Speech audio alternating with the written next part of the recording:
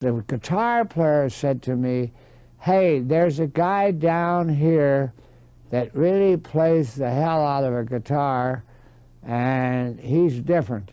He's different, and he's cruising down his own lane." And then I says, "Who might that be?" And he says his name is Roy Buchanan.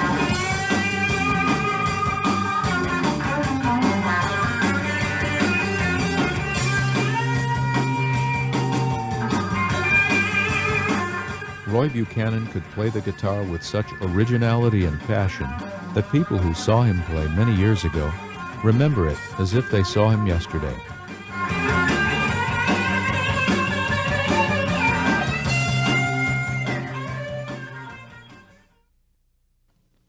Roy Buchanan's career started in the mid-50s and lasted until 1988, when he died suddenly and tragically.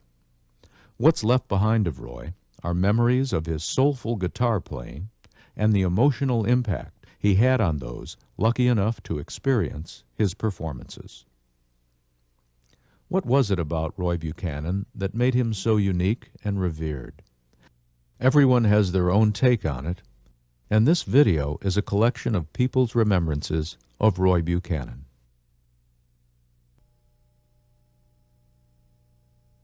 Roy was just out there different. And so I said to Mary, we were in this club one night, and I says, what do you think of this guy? And she said, I like him. I says, he's sure different. If he gets unusual sounds playing his guitar, and he's unrestricted as far as what he played. If he felt like getting from here to there, it didn't matter how he got there. If he didn't pick it, he picked it with his other fingers. He plucked them with his other fingers. And if he wanted to get from here to there, and he went with his thumb, or if he hit it with this finger, there were no rules. There were no rules with Roy. Well, Roy Buchanan was such a great musician, and in my opinion, he was just ahead of his times in a lot of ways. He'd studied that stuff so thorough and learned so many licks from all the old, the black records, and he'd played with a lot of black bands, and he was just very gifted, but a different kind of personality. He was people didn't understand Roy like they should have. They didn't take him just as being such a great musician and a great guitar picker. Some of the subjects that he got on were a little bit strange and a little bit far off. He'd fit in just perfect right now, but the early 50s, you couldn't talk about a lot of things that he liked to talk about and get into, and a lot of times he had a little gaff. He'd like to play head games with people, or like so many people do, just to see where they were at. He became a musician's musician, basically a cult guitarist with a lot of the musicians from all over the country. I'd run into people, and the first thing they said, well, do you know Roy Buchanan? I said, yeah, I know Roy. And I always got asked that question, people that were from all over. And he was an interesting character. Roy was an interesting person. He had his own style of music, which made him distinctive in the way he played. He played a lot of blues. He had his own style, and it was good. At his best, he was just so soulful, yet the notes were so clear, not just the bells or the harmonics or whatever.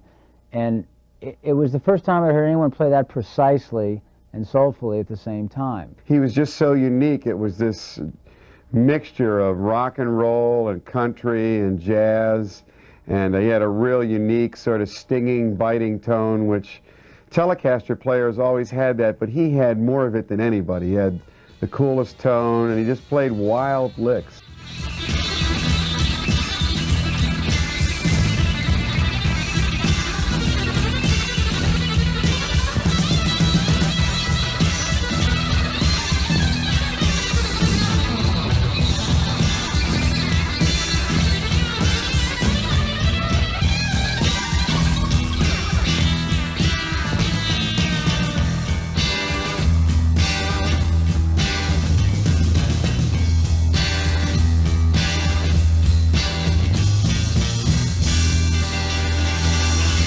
Recaptured in a nutshell, Roy had a technical proficiency with the guitar that was virtually unmatched. He had, most importantly, I think, an emotional commitment to the music, what we call soul. I mean, he really had, he knew what a song felt like, not just how to play it.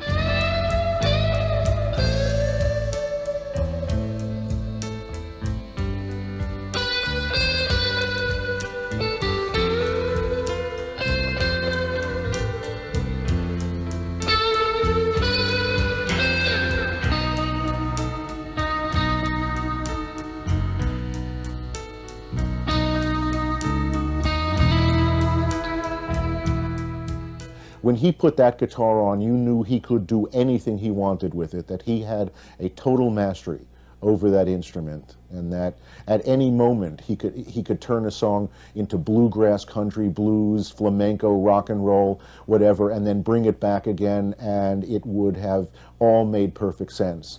He was a giving person and caring person. I think that's first and foremost, you know, that people should, you know, remember him as a great giving man, you know. Secondly, I think as just a genius with a guitar. Genius.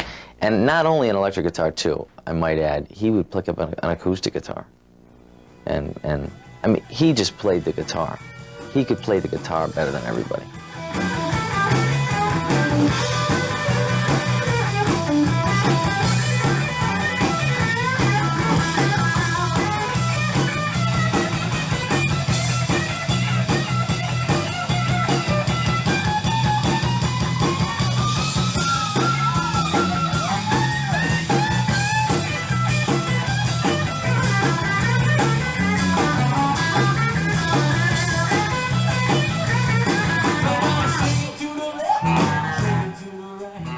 For those that say Roy could have been a huge superstar, only by a fluke, because he was not a man of his time. He was from that Elvis era. He was, in many ways, in the pre-Elvis era, okay? He was a remarkably gifted instrumentalist, blues instrumentalist, okay? But that was it. That's a very narrow slice of the pie. And from 1971 to 1989, it became an increasingly thinner slice of the pie. So I don't think Roy could have been really a big star. But I do wish that he'd had the patience and drive to forge better songs. You know, he wasn't a songwriter, so I really shouldn't have asked him of that. He was a player, a guitar player.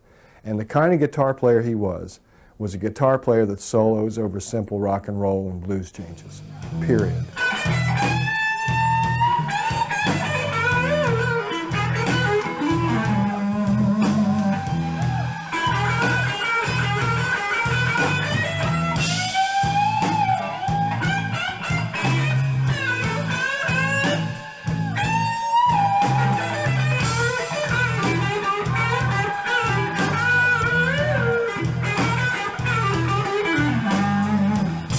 What makes him so distinct and so admirable is that he could make that thing cry, and not in a corny way. It was really evincing. It really worked.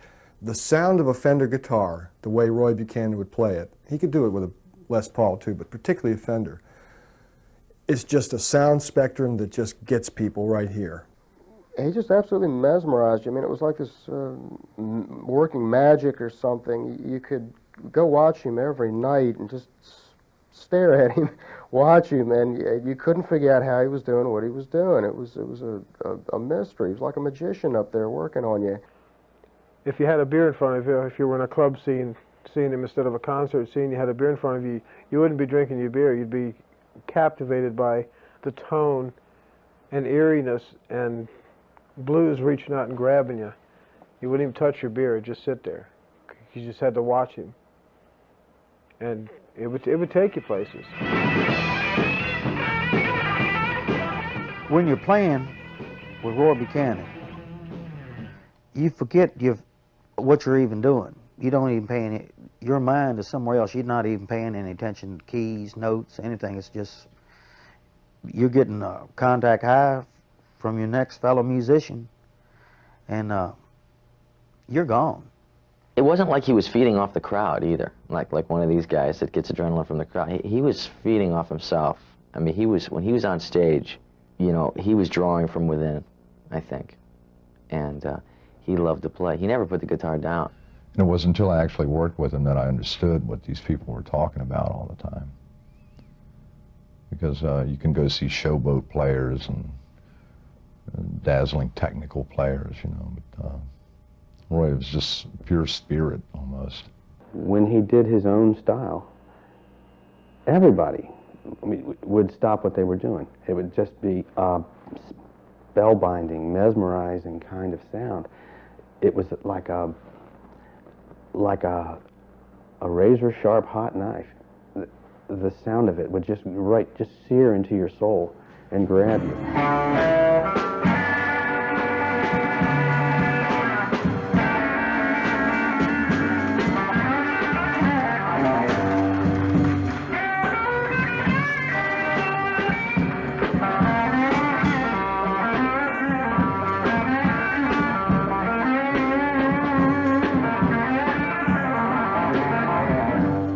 There was always a lot of guys hanging around, you know, waiting for me to drop dead or whatever, you know, or anybody in that band just to play with him.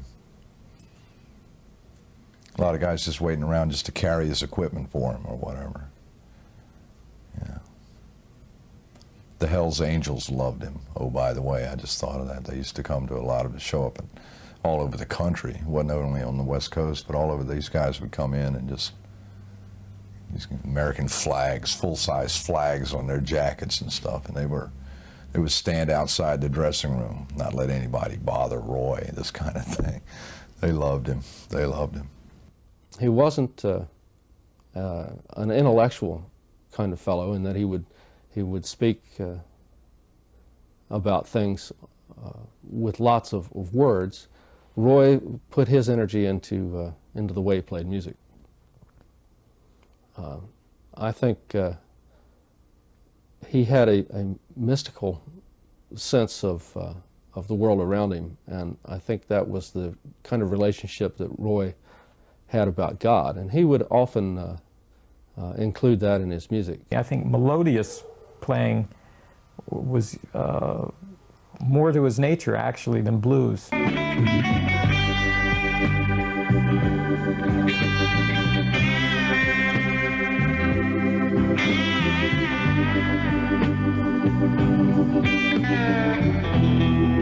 He didn't think in terms of blues. He could play the blues, you know. But he really, Roy, even when he was down and out, his suffering was not like a blues musician. He didn't suffer from those things. He suffered from a longing, a kind of a separation that I can only say is from either a distant heaven or you know, just Roy never felt comfortable walking on this planet.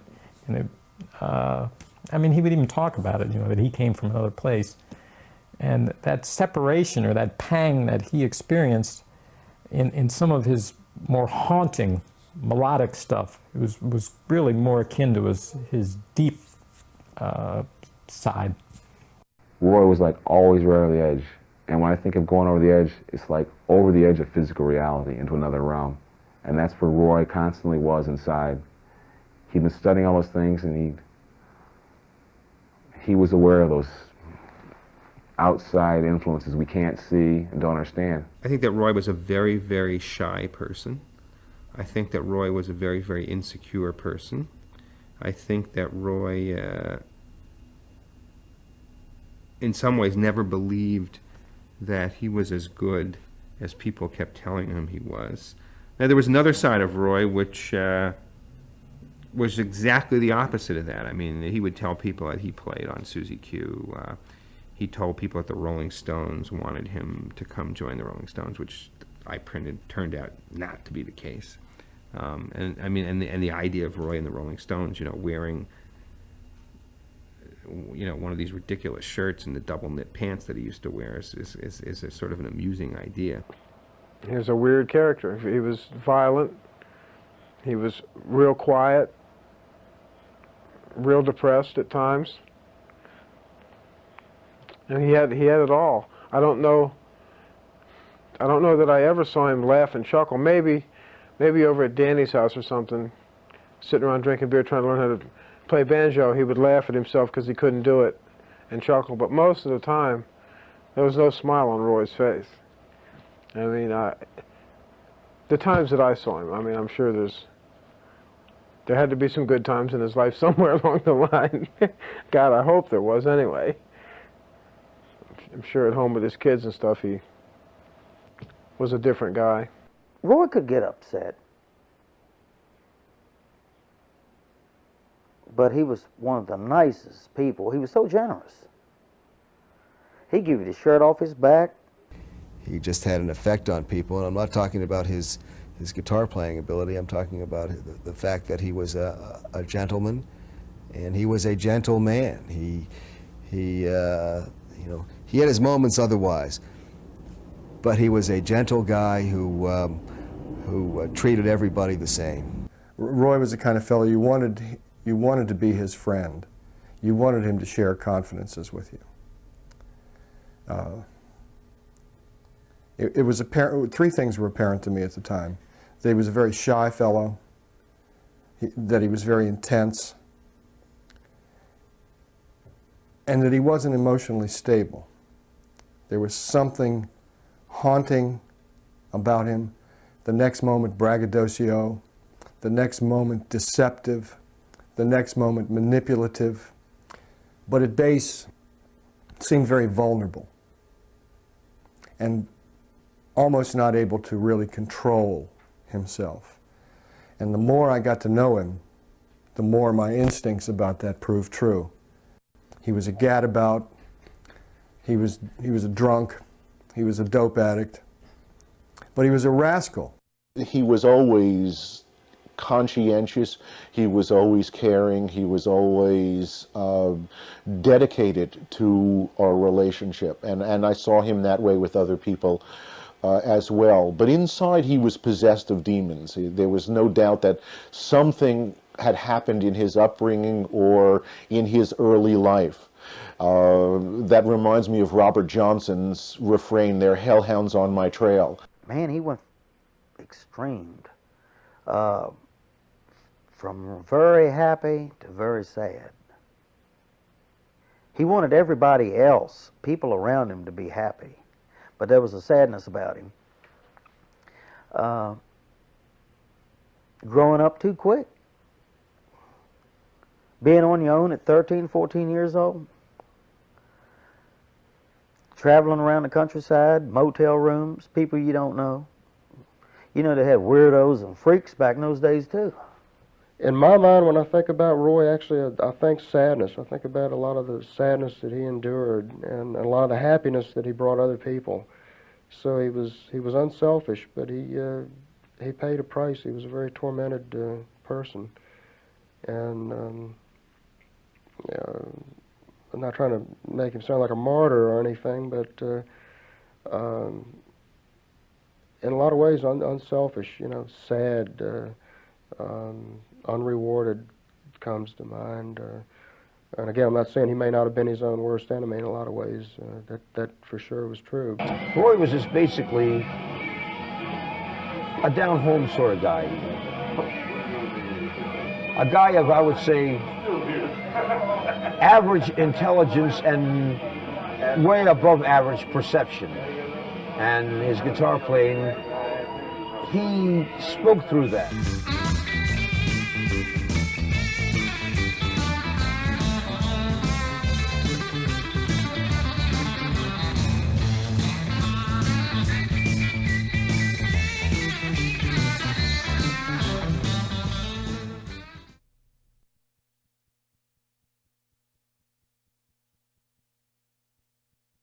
Roy Buchanan's life began on September 23, 1939, in Ozark, Arkansas. He was the youngest of 4 children whose parents worked as sharecroppers. At this time in American history, farming took a turn for the worse in southern states like Texas, Arkansas, and Oklahoma. Because of drought and poor farming methods, as well as the Depression, Many farms closed, leaving their laborers without work and near starvation. The effect of this was that many sharecroppers and their families migrated to California to find work as farmhands in the fields of the San Joaquin Valley. When Roy was 2, his family, like the tenant farm families from Oklahoma, moved west to find work. The Buchanan family settled in Pixley, California, a small farming town located about 50 miles north of Bakersfield. Here they worked as cotton or grape pickers and were paid for the amount they picked, not the hours they worked. Being poor didn't prevent Roy's parents from sending him to school or from taking music lessons. He started taking guitar lessons when he was 8 years old from Mrs. Clara Louise Pressure, the local music teacher who would teach for free if her students couldn't afford to pay. Mrs. Pressure taught Roy how to play the steel guitar and also the importance of making every note count. Soon it was discovered that Roy was a natural at playing guitar, had perfect pitch, and didn't have to read notes in order to play. Roy learned a lot about music from the churches in Pixley. The churches were segregated between blacks and whites, with gospel music coming from the black churches and inspirational music from the white churches. From the music he heard in churches, Roy learned how music could be used to put hope in people, move and inspire them. Life in Pixley had little appeal to Roy, so he quit school and moved to Los Angeles to make a go of it as a musician. He was only 15 years old. He saw the guitar as his ticket out of the life in Pixley, California, and that he made a trade that was to affect him for the rest of his life. He chose not to continue his education, but to pursue his guitar playing. And he was naturally gifted, and he saw the guitar as his way out. And he was right about that.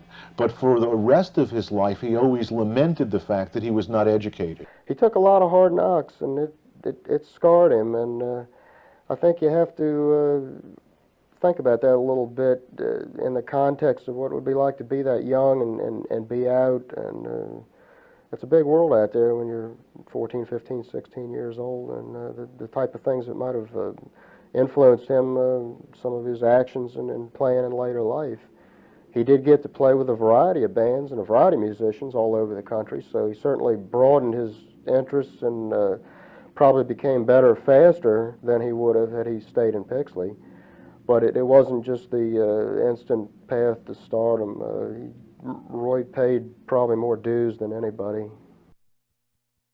Also in L.A. in the mid-50s, Roy joined a band called the Heartbeats.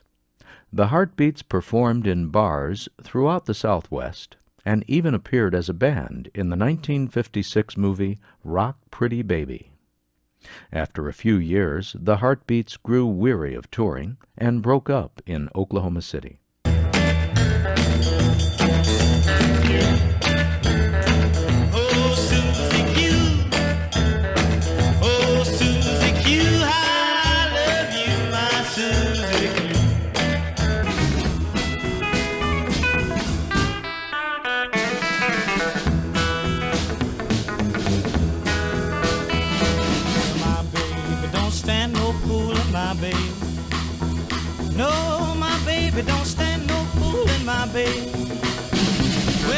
Well, first of all, I never would have asked him to come with me if I didn't think that he had potential. I mean, just all the way around. He had his hand movements.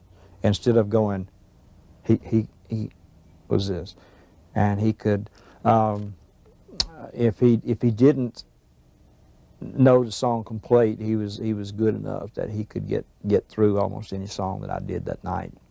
And so that's my opinion. When I first met him, I thought, you know, here's a hell of a guy. In 1958, Roy left the Dale Hawkins Band to play with Bob Luman. Roy performed and recorded with Luman in Las Vegas, but he also worked as a session guitarist in Los Angeles. When Luman joined the Army in 1959, Roy moved to the Chicago area and performed in local bars for a few months before leaving for Philadelphia to rejoin the Dale Hawkins Band. I mean, one time, I know this is long before Beatles, okay? We're playing the round table in New York. And I tell you, you know, we all had to dress, had to wear suits and ties and everything. Oh, man, you had a bunch of country boys there anyway. But, I mean, we made good money. And I had to put fines on the guys if they were late or didn't come in. I think that week Roy took home $10. Of course, I had to give it back to him. I gave him some. But he came down, and this with his hair combed down like the Beatles before they was ever here. Okay? I made him go up. I took the guitar and put somebody else on the Hammond and made him fix his hair back, you know? And I had to find him because, I mean, to play the way we did, I mean, it was hard. It wasn't like going in and doing a 2-hour show. I mean, we did 4 or 5 shows a night, and then on the weekends you'd do 2 jam sessions in the shows. I mean, it was, I mean, and so you had to hold a pretty tight ship, otherwise you wouldn't work. While Roy was touring with Dale Hawkins in Toronto, he met Dale's cousin, Ronnie Hawkins. I called up and got Roy Buchanan to come in and help us for that one summer, or as long as he wanted to stay, to get the band right, teach us all something, learn a little something, and help Robbie out a little. Roy came around, and I think this was like the second time that I'd ever met him. I didn't really hardly know him, and I saw him just play a little bit. But he came, and we were playing, and he was sitting in. And this guy was like a gunslinger coming up into the town, right? So he got up and plugged in, and he looks at me like, you know. And so I thought, okay, you want to dance? Let's dance. And he came up, and he had that same sound. He had those little tricks, the harmonic things, the way he used the volume control, the way he put the notes together. And he did this thing, like, we started to play, and we were going to, like, swap solos. And he did this thing where it was like he was tuning the guitar while playing. And it was like Bruce Lee swinging around one of these things before he fights you. You know, it's like by then you're like horrified already from this man has just done before your eyes. So he did like all of these tricks, you know, weird sounds and bending things down and bending the neck and everything and playing with volume controls, and it was a very frightening experience for me. And so it was really great for us and great for Robbie Robertson, because he was at his learning period then. And finally, after a while, Robbie kept getting better and better and better, and he became a legend on the guitar, you know. But those were the early days. Before legends become legends, they have to copy from legends. And that's what Roy Buchanan was. We were copying some of his stuff.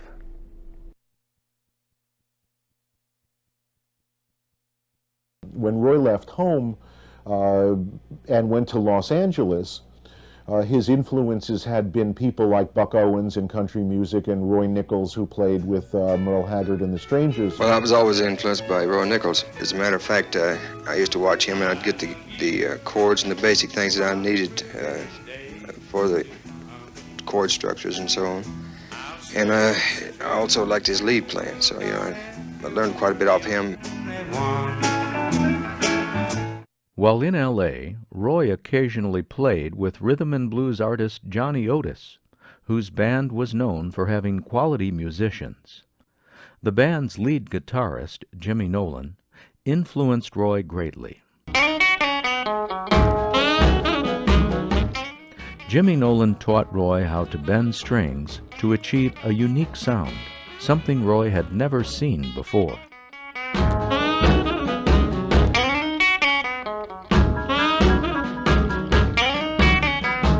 Roy said that was the first guitar player he had ever seen bend strings, actually take a note and bend it up to a higher pitch to another note. Again, it's another effect that you get when you're playing music, something you probably couldn't do on a piano, say, that type of thing. So there were certainly people that influenced him. He melded all this into a style of his own. But those were the people I think that he talked about. Certainly James Burton, as I say, we were friends when he was younger, and even though both of them claim they never stole anything off of the other guy, I'm sure they had to be a little bit of gleaning back and forth, because they did used to run around together quite a bit, and they'd go sit in as a pair or a team. They would go around to bands and sit in and kind of compete with each other, good-naturedly, I'm sure. And so obviously I guess James would have been an influence on him too. As he traveled, he absorbed other influences. For example, one day, it was about, I think, 4 o'clock in the morning, and he was over at my house after performing in San Francisco, and I had just gotten an album by Billy Butler called Nightlife. And Billy Butler was the guitar player with Bill Doggett that did Honky Tonk, which is now a barroom standard. And I showed Roy the album, I put it on, and I played the title cut, and Roy started to cry. And I mean, tears in his eyes, and I looked at him, I said, "What's wrong?" He said, "Oh man," he said, that's how I want to play, that's how I want to sound." And if you listen to Billy Butler, you can hear Roy's music in there, and you can hear Billy Butler's music, you can hear some of Roy. And Roy said, "That's because I used to sneak into the clubs and hear him play in New York, and he used to sneak into the clubs and hear me play, and we would steal these licks off of each other." Other influences of Roy would be, for jazz, Barney Kessel. He was very excited when I got Kessel's album To Swing or Not to Swing, because that was a big influence on his playing. He was really aware of the whole range of players out there. First time I ever heard of Speedy West was through Roy. And you know, being a city kid from Chicago, I never really knew much about Bob Wills and the Texas Playboys, and I first heard about them through Roy. And you know, I kind of looked down my nose at Buck Owens and Merle Haggard, and Roy had a real appreciation for them and their style of music, and you know, he taught me in that sense to be more open-minded about that kind of Bakersfield, you know, or Okie country style. He was open to all that stuff. All kinds of blues, all kinds of country, all kinds of jazz, you know, folk music. I think he'd heard it all, or played it all, you know, at various points in his career. I also enjoyed Roy because he had an encyclopedic knowledge of music. One time he told me, "You're the only guy I've ever met that knows as much about blues as I do," and I don't know if that was true. I learned about a whole lot of artists, especially guitar players, that I had never heard about from Roy. There's a guy named Jimmy Webster who was a pioneer in what they call tapping now in the 50s that Roy brought my attention to, and the breadth of what could fit under the blues tent was something that Roy really expanded in my mind, the country players and the kinds of instrumental references that he made. The only identifiable thing in Roy's style of playing that I may be able to say where I can honestly hear an influence is from steel guitar players. I mean, he does a lot of things that steel guitar players would do. Speedy West would do the wah wah on a steel, you know, and Roy would do it with his volume, with his tone knob, and steel players, especially the older ones, would have ways of hitting chords and then bringing up their volume pedals so that the chord would go like that, and Roy did a lot of volume swells with his guitar. A lot of times steel players had real clean sort of sustaining notes. You watch Roy play, sometimes he would get way back by the bridge of the guitar and he would play and he would get that same sound. So I could say, well, yeah, maybe he got some influence from listening to steel guitar players, but not licks. Certain players will play things and you go, oh man, that's a B.B. King lick, or that's an Albert King lick, or it's a T-Bone Walker lick or something like that, or that's a Les Paul lick. Not with Roy. With Roy, you could not sit down and say, oh, he got that from this guy, or he got that from that guy. So the more I knew about Roy, and the more that I learned about Roy, I realized that the guy, I really believe the guy spent a lot of time just with the elements, listening to birds, listening to the wind, listening to the rain, and incorporating different things like that, different feelings, different moods, and trying to express it through his instrument. He was influenced by a lot of people, but he never sounded like anybody else. He was just Roy. But he would talk about who his influence was. He was influenced by some great piano players. Pete Johnson, Meade Lux Lewis, he learned little licks from them. He learned how to do harmony licks by listening to the records. I can't remember where he was born. It was down south somewhere, so that's where he got his influence from country. Merle Travis was another one he got some influence from. We would talk about influence on different people, and he got his influence from a lot of people. And they're all pretty much well known, too. And he seemed to respect them all. That was what was nice.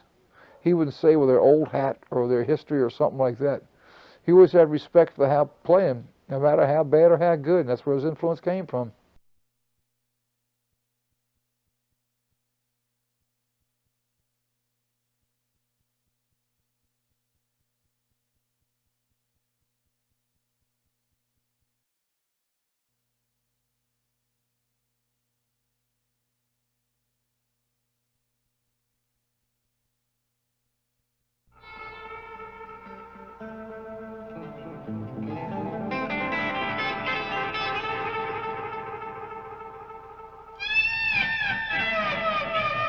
I think most people that heard him, including myself, were influenced quite a bit by him.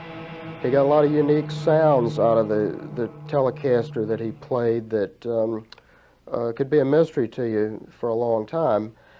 And I think anybody needs to remember that we're going back in the 50s and 60s now. I mean, there've always been a lot of guitar players, and there's always been good ones, and there's a lot of good ones now, but the sounds were a lot more primitive than even when Hendrix came along. The wah-wah pedal, a lot of the feedback stuff was just brand new. Nobody was familiar with that. Well, Roy was doing this type of thing back in the 50s. So what you might hear something of his now and say, well, okay, but he was an innovator.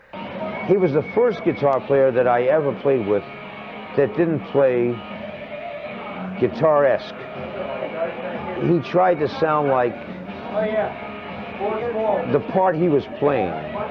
If it was a saxophone solo that he was imitating, well, he made it sound like a saxophone, or a trumpet, or marimba, or vibes, or he didn't always just stick to the parameters of what a guitar player should play like. Roy Buchanan was probably one of the most dynamic guitarists, the best tone of any guitar player I've ever heard. And also the techniques that he used, harmonics, were something that were just unheard of at that point. Also pedal steel licks, manipulating the tone control, the volume control for all these different effects. And the fact that he was a very lyrical player. His solos were very melodic. When we listen to other blues players or rock players, he made a distinct statement every time he played. I won't say no one, but certainly not many people were doing it, and it was probably a sound you hadn't heard before. And I'm talking about tones like whistles and what's known as false harmonics, gravelly type tones. It would maybe the impression where the speaker was vibrating within itself, flapping or something. And he did this with his hands. You know, it was a talent that he had, a gift, if you will. And it wasn't due to little boxes or electrical gizmos or effects, because basically they didn't exist then. And again, that's what made it unique. It wasn't a matter of where he went down to the store and bought something for $49 and plugged it in and here's a new sound. That sound was a thought that went from his mind to his hands, and techniques that he had developed over the years to make him sound different than other guitar players. Roy, again, could only play one way, and that was rock and roll song like Green Onions or some old, real tired-ass song. When it came to his solo, boom, he'd do this remarkable ride on top of the song and then out. And then another, you know, ho-hum song would start, and it would be ho-hum until his solo came up. That's not to say he didn't have great rhythm guitar parts, but that isn't really what distinguished Roy. It was his lead playing, his single note playing, and his chord bending.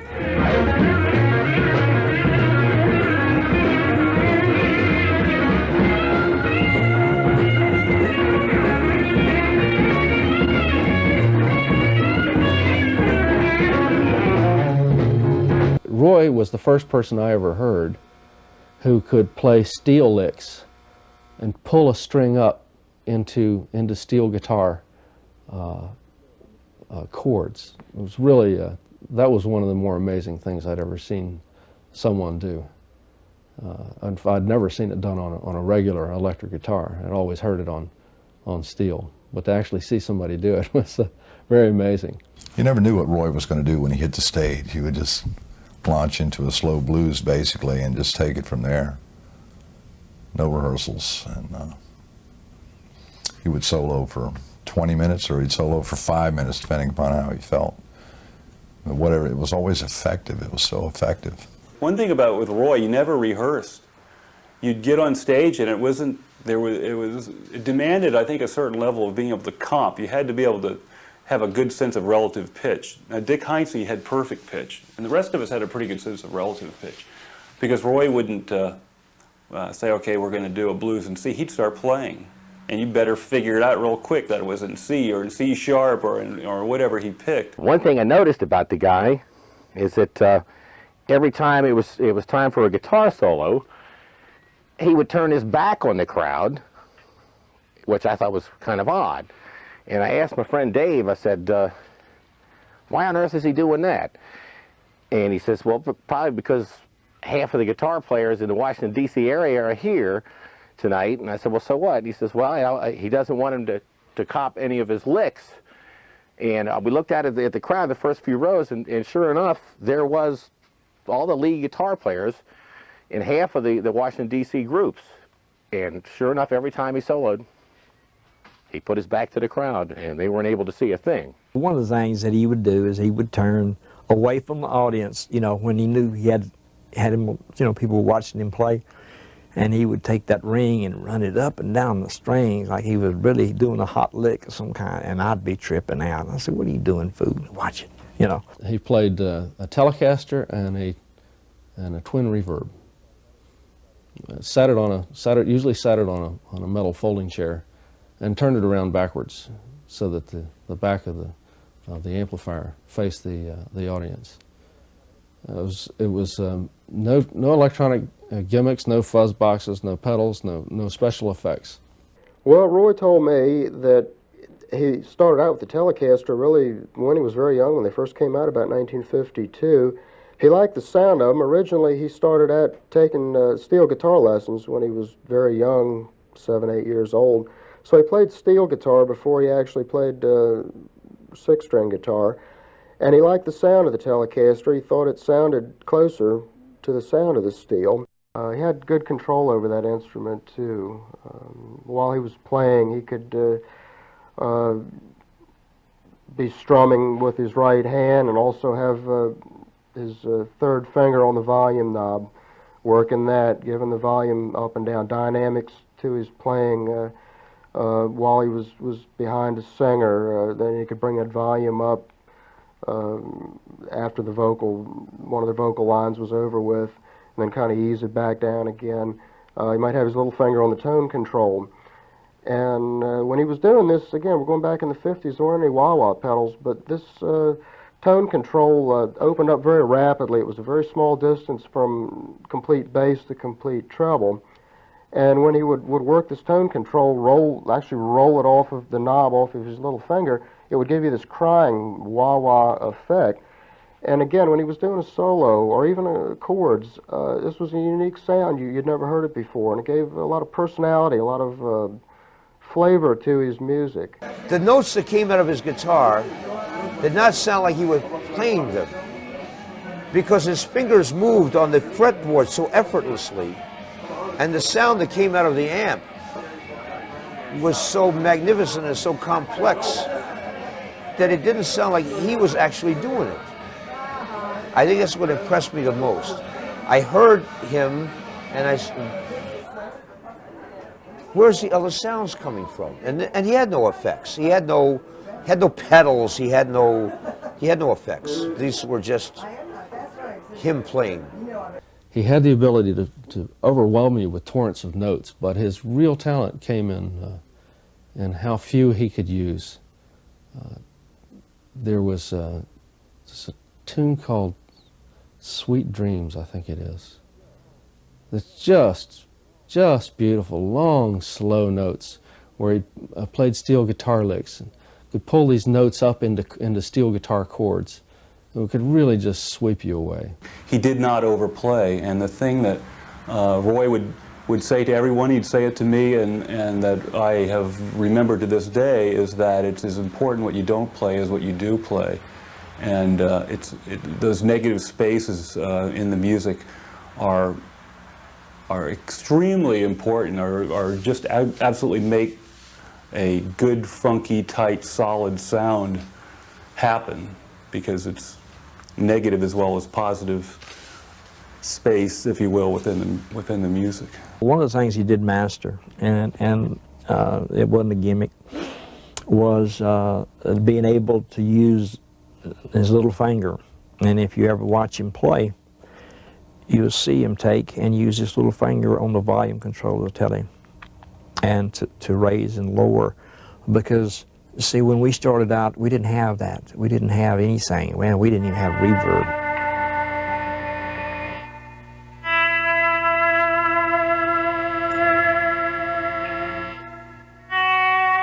His ability to play a legato line, make the guitar note hold, the tone that he was getting out of the Fender guitar, how the amp was getting that signal, the use of his left hand for vibrato, the use of his right hand for not only picking several styles, but using the knobs on a Telecaster guitar for effects, for volume. He was able to produce not only blues effects, but slide guitar and country slide guitar effects by grabbing with his left hand a chord, pulling the notes down, plucking the chord, and then bringing the volume up as he released the tension on the strings, which gave it a bent sound like you do with a Hawaiian country guitar. It was at the crossroads. I was, Roy, how do you make these harmonics? And he did it with a flat pick, of course, and which is to me very difficult. There's a few players who can do it really well, and Roy did it better than anyone I'd ever heard. But I play with a thumb pick, so I had to relearn how to do it. But it's the sound of like a harmonic, and instead of the regular note, like the, it's like a bell sound, like. And it was Roy who really made them sound like bells to me, and I developed a thing called a bouncing harmonic with Roy's help. It was kind of like a.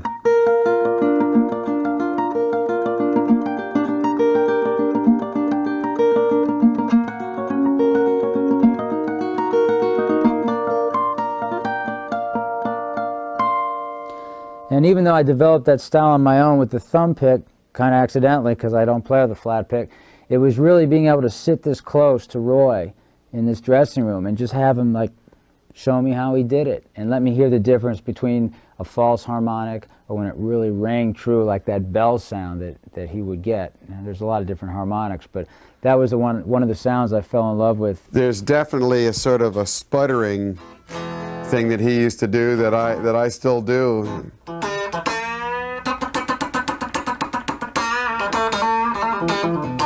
That kind of thing. The way he used to incorporate like Travis and Merle Travis and Chet Atkins style picking, I still occasionally do.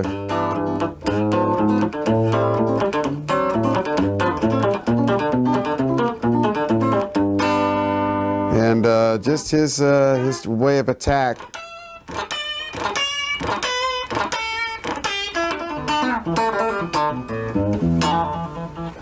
His technique was to use a guitar pick and the three fingers on his right hand. He had long nails and could play independently with those as well as with a pick, and was just it was really outrageous the way he could play. He could play the guitar without using his fingers on the right hand, just by the percussion against the frets and the fretboard. He could stand perfectly still and mobile, and you could just watch the bones of his face and his jaw as he played to see that there was just absolutely no impediment between his brain and his hands. It was just there, and his face portrayed what he was playing on his guitar.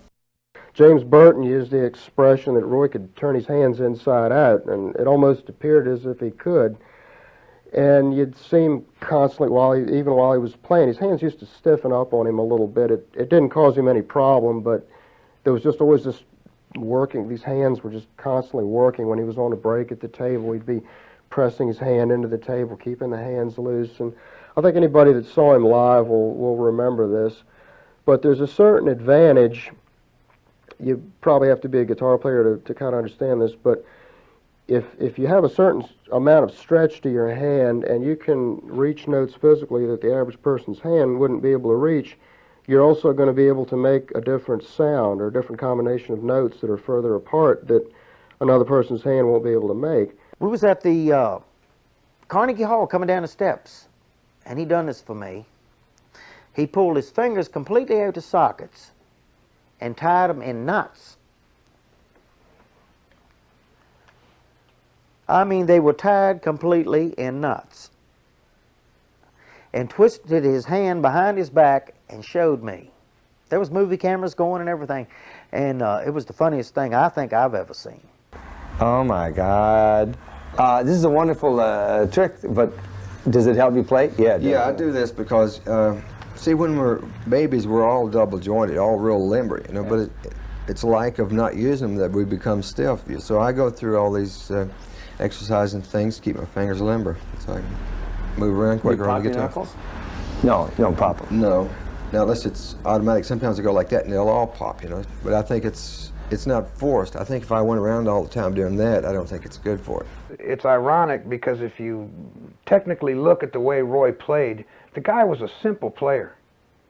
I mean, he doesn't do anything on the instrument that nobody else can do.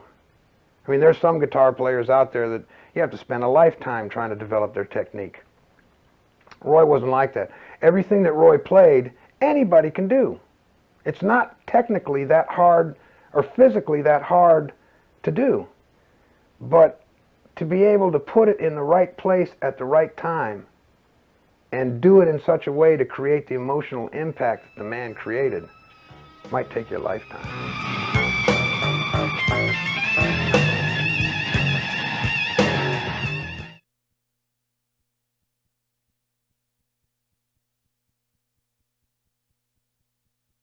Roy was performing throughout the East Coast in the late 50s, playing a lot of venues in the Philadelphia and Washington, D.C. areas. I met Roy Buchanan in 1958. He was playing at the Rocket Room with Dale Hawkins, who had a big hit record out called Susie Q.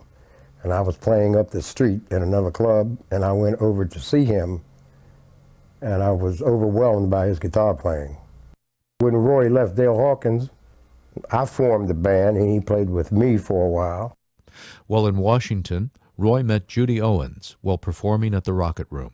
Years before, I was working in the daytime with Judy's brother, and I didn't know Judy at the time. And Judy's brother asked me if I would take her to her high school prom. So I said, okay, so I took Judy. And then some years went by, and I was playing in a nightclub in Washington with Roy, and Judy came in the club and asked me if I knew who she was. And then I hadn't seen her in quite a while, and I didn't. And then she told me who she was, and then she wanted to meet that great guitar player that she was watching. So I introduced her to Roy, and ever since then, they've been together. Then he went to Pennsylvania and played with a couple of local bands in the Philadelphia area. Among the artists he performed and recorded with were Freddie Boom Boom Cannon, Bob Moore and the Temps, Bobby Gregg, and Fred Mistroni. We made up our own music. We would take different tunes and stuff by other artists and completely rearrange them. And Roy enjoyed it, but Roy was a family man, and you know, it was too wild and too much craziness going on because that's all we done was stayed stoned and drank and partied. And so he had to come back to Washington, D.C. and be with his family. In Washington, he became a barroom musician. Some groups he played with were the Uncalled For, the British Walkers, and the Kalin twins. When we hired Roy, we didn't need 2 guitar players because Roy was equal to at least 2 guitar players, and we would always be amazed at how was it possible that it would sound like a full band. Somebody's playing rhythm and somebody's playing lead, and yet we only got one guy up there, and that was Roy. And somehow, I guess it's similar to the way Chet Atkins was able to play rhythm and lead at the same time. Well, Roy could do it with an electric guitar, and it's we were always amazed at his musicianship. He was so good that people came to recognize that, hey, this isn't just a sideman in the band. Other musicians from other bands would start coming in, especially on the late shows, and they'd crowd around. They wanted to hear Roy, and as a result, we set apart a separate section in our show, which was supposed to be featuring us and our singing, but we knew that Roy was such an artist that we said later, why don't we just feature him in one of the songs?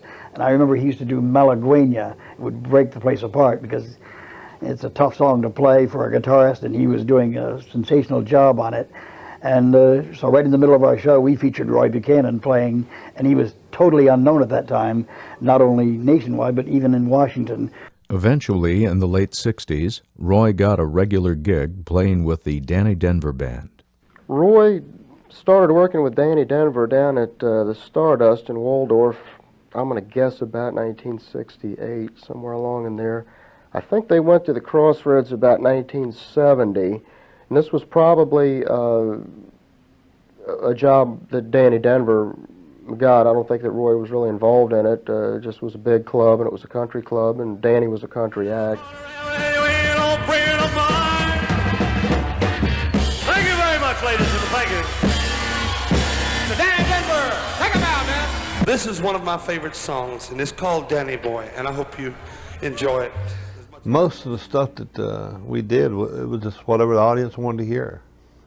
We would very seldom learn a new song unless it was real popular, you know, and it had to be really popular for us to learn it, because our guests that come to see Roy and I perform had songs that they kept us busy with requests. We'd play anything they wanted to hear, from Foggy Mountain Breakdown to Stardust or Smoke Gets Your Eyes. It wouldn't make any difference. We'd play everything. You never knew what Danny was going to do. And Roy could follow everything that he did. He would go from B flats, C sharps, or anything. He would just, any tune, it just flashed into Danny's head, and Roy was right on his butt. And it was like magic. I picked it up because I was feeding off of Roy, and we had a heck of a good time with Danny Denver. Whatever I did, he made me sound great. He'd make anybody sound great. Roy was just, he was a God-given talent, and God had to give it to him, because nobody could be that good.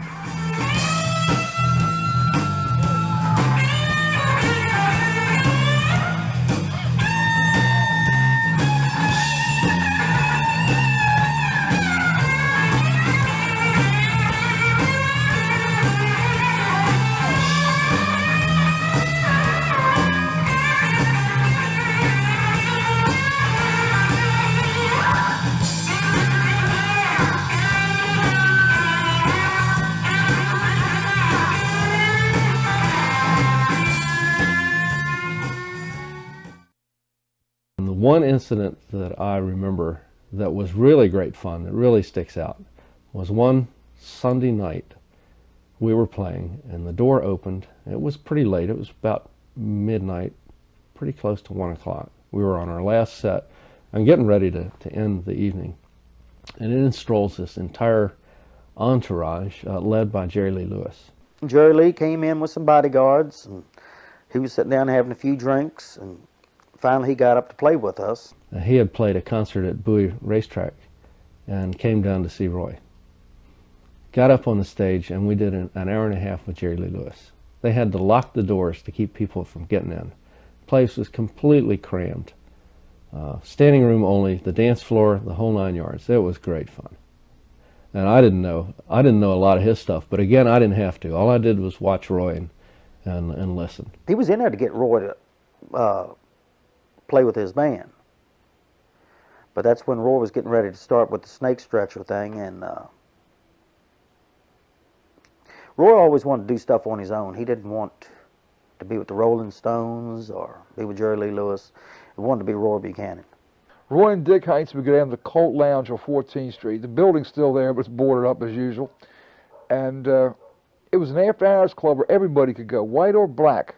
Everybody got along. All the musicians from all the clubs in town with their friends would show up. And Dick and Roy would go in there and scare everybody to death. They could outplay anybody, and the guitar players, the black guitar players, such as, oh God, I can't remember. There was a couple of them in town. One guy's name was Whiskey. Another guy's name was Billy something. Matter of fact, his brother was a star. Billy Taylor would go in there.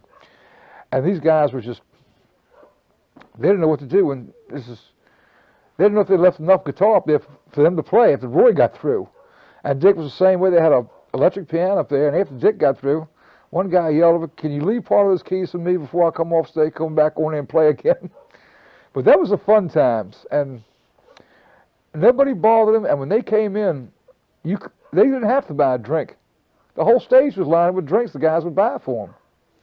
Of course, I said it was illegal back then. That's when D's used to close down. Everybody would party up the Colt Lounge till 5 o'clock in the morning. And on Sundays, Roy would go to the black churches and play with them. And I really believe that's where Roy got his influence. I really have to believe, because he had that feeling. And I went with him once, and I had a great time. It was just great. What else can I say? I just remember one time that probably would have been about 1969 or 70 when he quit playing for about 2 or 3 months. And he was going to barber school in the daytime, and he was playing music with Danny Denver at night, and he more or less had decided he was going to do a straight job. More children were coming along, and the money wasn't getting any better playing guitar. And so anyway, so he actually did quit, and he was a barber, I guess maybe 3 or 4 months, somewhere along in there. And then all of a sudden, one night there he was back playing with Danny again. A great talent like Roy, playing in a place like the Crossroads, could go unnoticed for only so long. In 1970, Roy became the subject of newspaper articles by Bill Holland of the Washington Star and Tom Zito of the Washington Post. It seemed like the musicians' grapevine around here, the musicians I knew, all knew about Roy, but I knew clearly that non-musicians had no idea this fellow was in the Washington area, and that obviously the major labels didn't know that he was around, because he didn't have a record contract. So I got a chance to meet Roy. He was married, all his children were young, and I was brought to him, as it were, as a reporter from the Washington Star. He was on the edge of poverty, really. I don't know how much he made at the Crossroads or gigs like that, but it wasn't very much, and he was supporting a large family. So it was obvious that he wanted some publicity. He was ready for it. So, you might ask, who's Roy Buchanan? Ah, well, according to a growing number of musicians on both sides of the ocean, he's one of the best rock guitarists in the world, and he lives and plays in the Washington area. A couple of days after I graduated from Georgetown, I went to work for the Washington Post as a reporter, and initially I was really the first rock critic that the paper had hired, and one of the first things I wanted to do was a piece about Roy, if I could find him, because I had no idea where he was. I mean, we had heard all these stories when we were in college. He was cutting hair out in Maryland, which in fact turned out to be true. But I started asking around, and it turned out that he was playing at this little club out in Bladensburg called the Crossroads. So I started going out there every night just to listen to him play, and became friendly with him, and told him that I wanted to write a piece about him. And he was pretty cooperative. In fact, he was very cooperative, and I wound up writing this piece. So that's how I got to know him. What makes the Crossroads remarkable is the presence of one man who plays his guitar on the left side of the bandstand, often with his back turned to the dance floor. As Danny Denver and his soundmasters go through their paces, Roy Buchanan provides what may well be the best rock guitar picking in the world.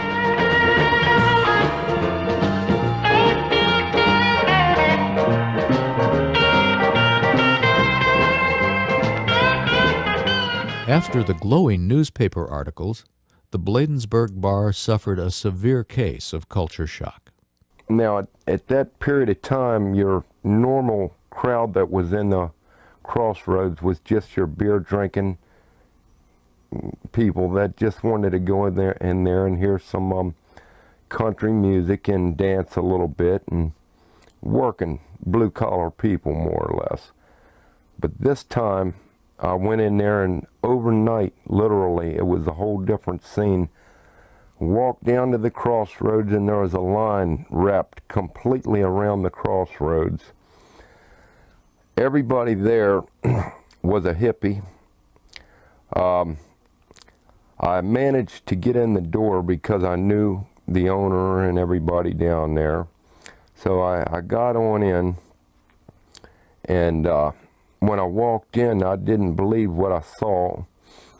Everybody, all these hippies were sitting on the floor, cross-legged like Indians, wearing unisex clothing and smoking pot. This was 1971, 1972, and we have to remember at that point there was a dividing line between the hippies and the good old country boys, and they didn't like the hippies, and the hippies were very nervous, I think, about going out there. I mean, it wasn't that far from Washington, but you felt as if you were going to Georgia or something. It might as well have been that. It was the Deep South. So what they were doing was they were smoking pot, and they were buying one beer, maybe one or two beers a night.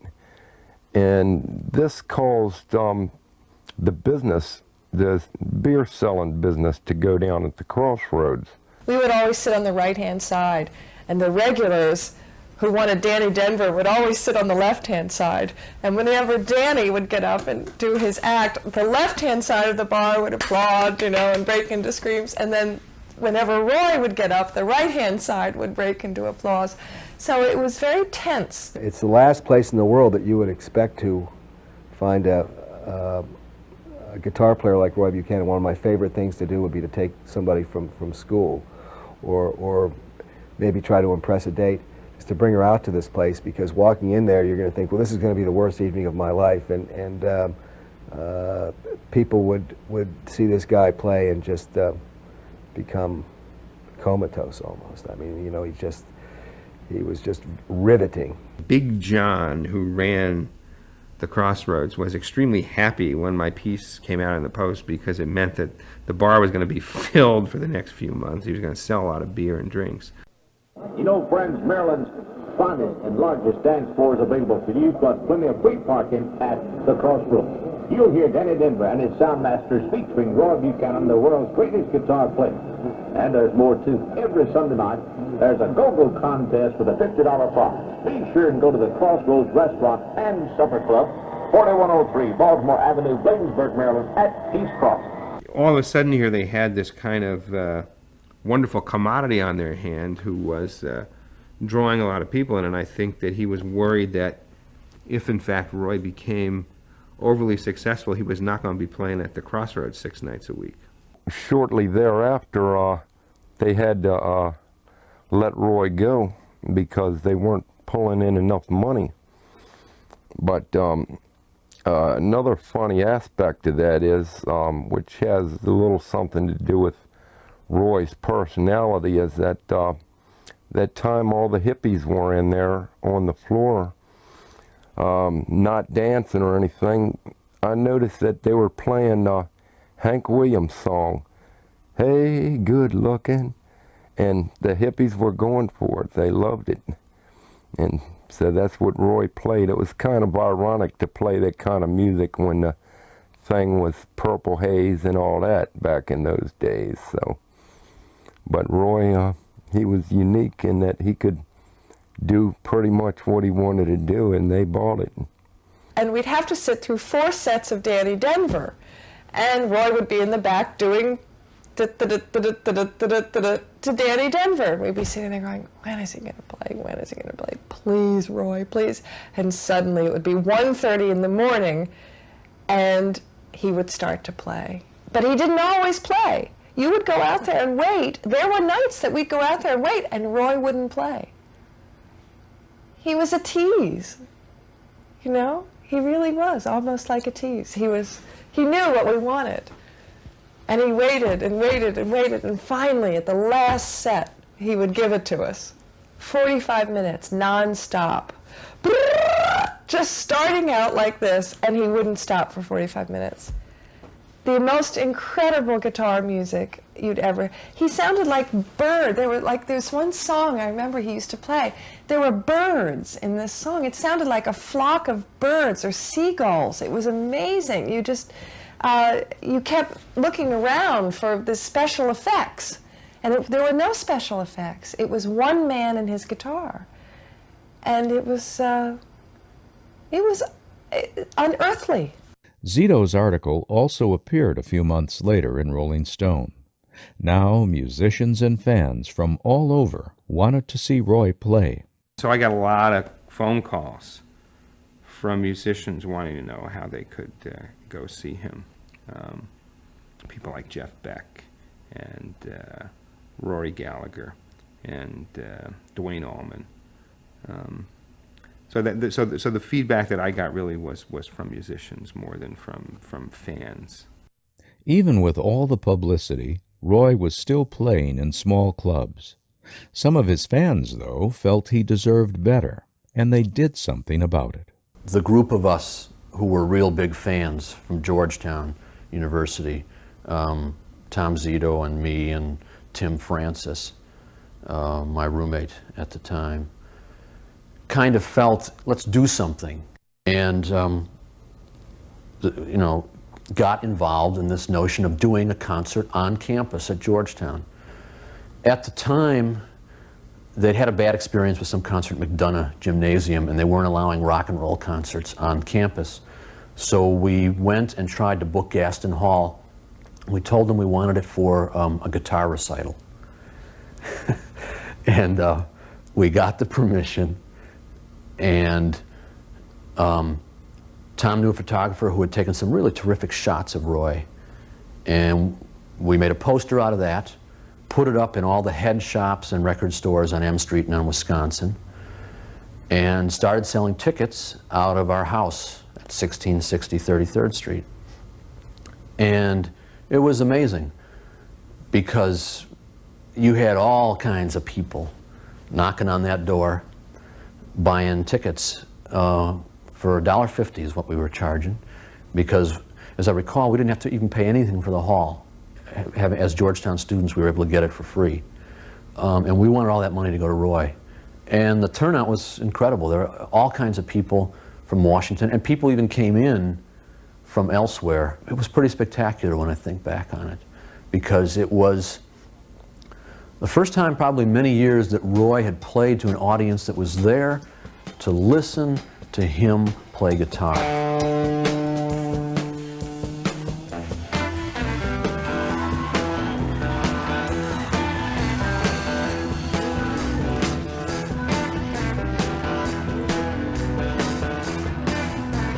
Very, very old at Georgetown University, and to have Roy Buchanan standing there on the stage wailing out this guitar music, I think the rafters just shook, you know, and the crowd was wild. They were jumping on the stage. It was hypnotic. It really was a hypnotic experience. Tom Zito was playing drums, and Ricky Rome was our drummer, Roy's and ours, and Ricky got the Cherry people to start yelling, "We want Ricky, we want Ricky," playing the drums out in the crowd. So all of a sudden everybody's yelling, "We want Ricky." We want Ricky. And so after we finished that set and went backstage, Tom Zito went ahead and let Ricky Rome play. And we tore the house down. Roy took off on 2 or 3 solos and just went further than he could have in a club setting to show what he could do on a guitar. And it was just, he played Arabic scales during one tune. He played Hey Joe, all kinds of things. So we went all over the spectrum. It was a way to showcase what Roy could do. It's funny, I mean, I really didn't want anything out of what was going on with Roy other than for him to get his due. You know, I don't think any of us really wanted anything for ourselves. We just admired Roy's music so much that we thought other people should have the opportunity to fall under its spell. And when that happened, I felt good about it. Soon after the articles came out, Roy left Danny Denver's band and formed his own band called the Snake Stretchers. The Snake Stretchers were a group that were put together, as he said himself, mostly drinking buddies of his. It started out with Chuck Tilley singing and playing rhythm guitar, and Mark Fisher on tambourine, and Joe playing sax, myself on bass, and Dick Heinze on organ. And I think that was it. Joe fell by the wayside after a few weeks, and we were still just kind of, it was just Roy Buchanan at this stage of the game. He was really beginning to become a cult figure in the Washington area, and it was just absolutely amazing to me because I'd always dreamed about playing with Roy. And it was funny, Ned and I had talked about it many times when we were on the road down south with Joe Stanley. Wouldn't it be great to play with Roy? The music was basically, I would say, rock-oriented, but with quite a blues mixture. The Snake Stretchers recorded an album at the Crossroads and sold it at local clubs and record stores. The album that Roy feels the strongest about, or felt the strongest about, was this bootleg, but it wasn't really bootleg, this album that came in a burlap bag called One of Three. So it's referred to as a burlap bag album. It's pretty rare. I don't think they pressed more than maybe 300 or 400 copies of the thing. That seems to be a lot of people's favorite. My personal favorite, here it is. You don't get much funkier than this. And this, you know, was his idea. Just the roughness in the recording, the fact that it's all one take. There's no overdubs on this. This is a real thing right here. And this is a guy who, you know, had his brains coming out of his fingers playing that guitar. There was some Hank Williams on there. There were some out-and-out rhythm and blues tunes, and there was some rock and roll, Johnny Be Good, and I think Down by the River.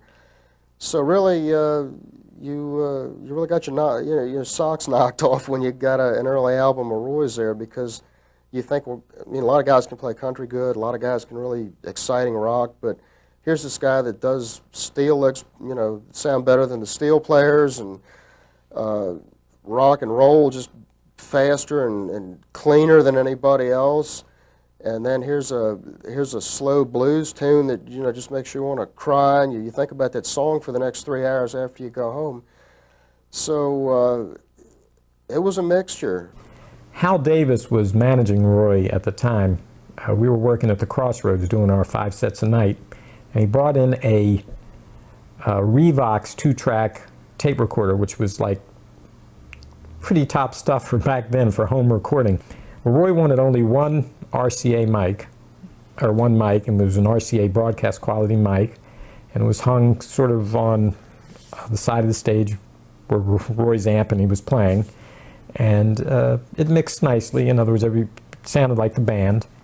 And it was over a period of a week or two that the bulk of the songs went down onto the tape, and then they listened back and they decided to make one album, and Roy had hoped to do 2 of 3 and 3 of 3. And that would be, he wanted that just to be the extent of his recording. It was really just going to be Roy playing. You know, his licks were impeccable back then. I mean, he was 31 years old. He'd been playing since he was young. His dexterity was phenomenal, and you could just hear it on the album. I mean, the quality was not good as far as what a studio album would have produced, but you could feel the feels and the hesitations that only when Roy played live and was on came across that way. The synchronicity, the oneness was there. Also in attendance at the Georgetown University concert was a group of television executives from WNET in New York. So we came down, and Roy did everything that night, from Malagueña to God knows what. It was incredible. He played 2 guitars at one time, and all that kind of stuff. Impressed by Roy's performance, they decided that his story needed to be told and his talent needed to be shown. So they approached Roy about producing a documentary on his life.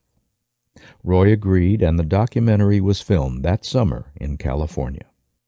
In July, we went out to the coast with Roy and did the film part of the program, which was a visit back home. We shot it, foolishly or otherwise, in black and white, and trying to say that's the old stuff. Now, that was on film, and we put him together with Mundell, where he did a beautiful version of Misty. We put him with Johnny Otis and his son Shuggy Otis, and we brought Roy and Judy home. It was the first time, and you see it on camera, we set it up that way. I got out of the car and ran ahead a few blocks while Judy drove the car in so that we could film the arrival, and you see them arriving in the film at the gate. That was in color. And being greeted by his mother with her arm in a sling, when she had been called and told by Roy that he was coming to visit. He had not been home in like 15 years. And she hadn't seen him, she hadn't never met Judy, and she'd never seen all her lovely grandchildren. She was so excited she fell off a stepladder, broke her arm.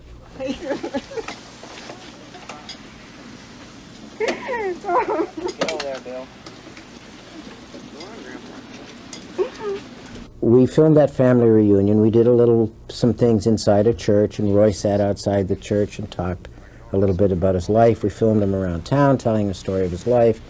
Well, I was always quiet. I usually stayed alone, most of the time. I didn't really like being around other people because I always felt like,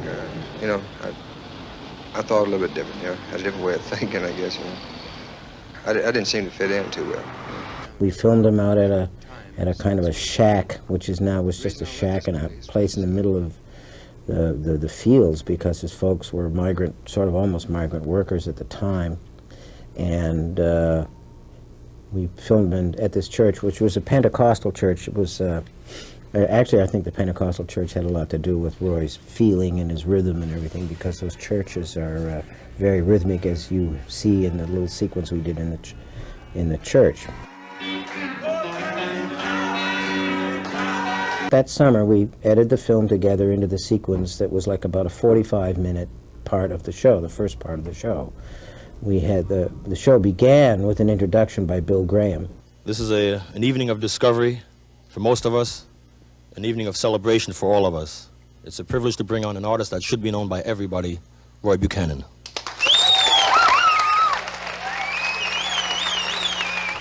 There was one live sequence, and then we went to the film. I think he started off the show with After Hours. Then we went to the film. Then we came back and did another 45 minutes live, L-I-V-E. And Roy did some amazing things in that program.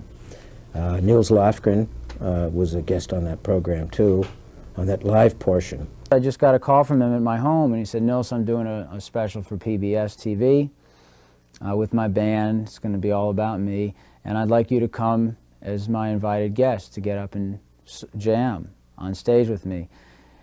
And of course I accepted. It was an incredible honor. And I was still, I don't know if I was 18, 17, I don't remember, but I was so excited and stimulated just to go all the way up to New York City, and there's this big special being done, and all these people are there checking Roy out, and I was nervous too, but once I got out on stage, of course, Roy just, he always, you know, smiled at me and just tried to relax me, and we did Shotgun.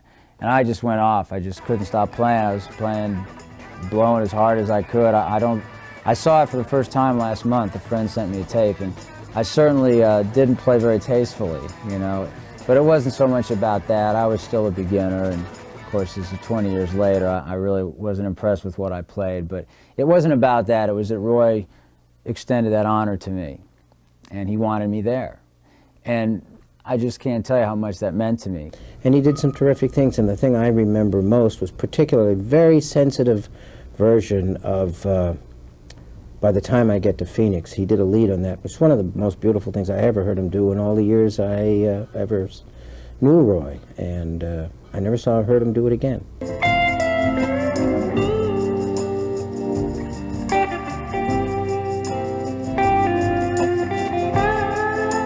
The PBS special thrust Roy into the national spotlight, and now everybody wanted a piece of him. Record companies, concert promoters, journalists, and a whole new group of music fans who wanted to see him perform and buy his records.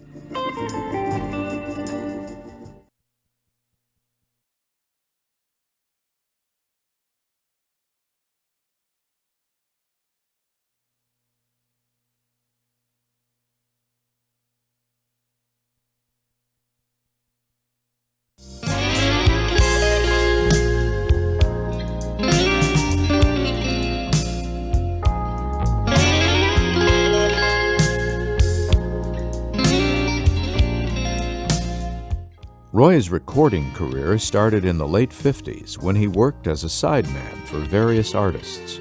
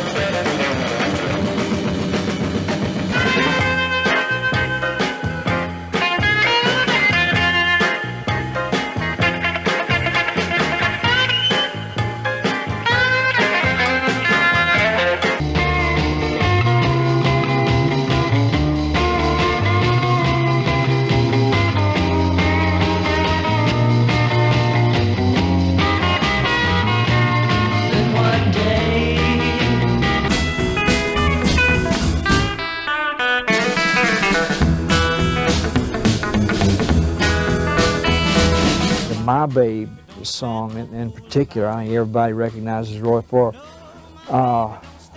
We were on our way in to do a session, and I was sizing up what we had, and we were listening. Sister Rosetta Thorpe had a song called This Train, and Willie Dixon had written words to it called My Babe.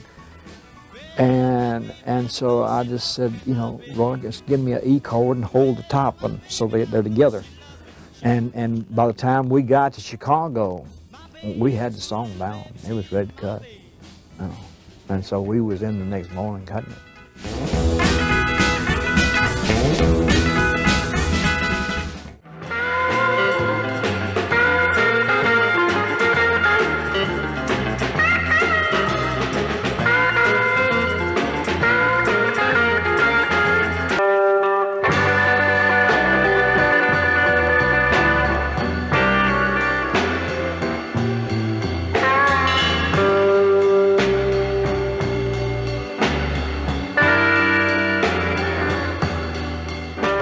There is this British CD, which is a compilation of old singles that Roy played on, a lot of them with Bob Moore and the Temps.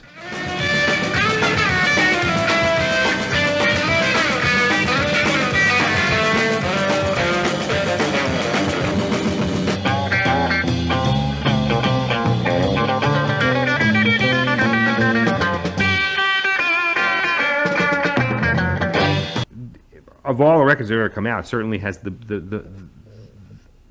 best display of some of his talent.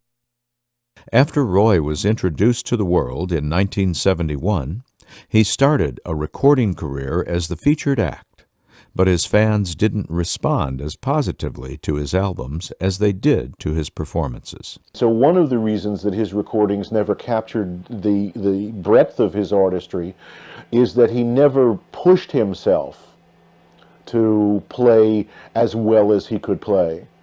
And he knew that. And it bothered him, but not enough to do something about it.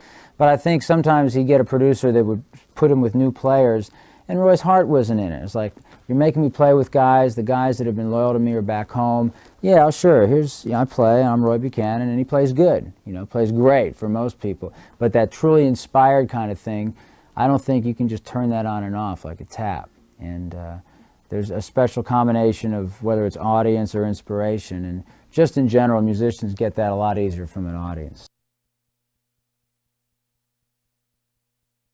From 1972 to 1975, Roy recorded 5 albums for Polydor. His first album he did for Polydor, and his second album for Polydor, this was Roy getting on record with all these tones and unique riffs and licks and chord progressions, so that's what kind of put him on the map for the general public. When we did that first album for Polydor, we were in the record plant East up in New York, and we walked in there. Roy had no idea what we were even going to put on the album. It was like a casual Sunday afternoon jam session in someone's back kitchen. Roy said, "What should we do?" And I remember saying, "Let's do Haunted House," because we had played it a few times. And we start playing it. Take one, it's on the record.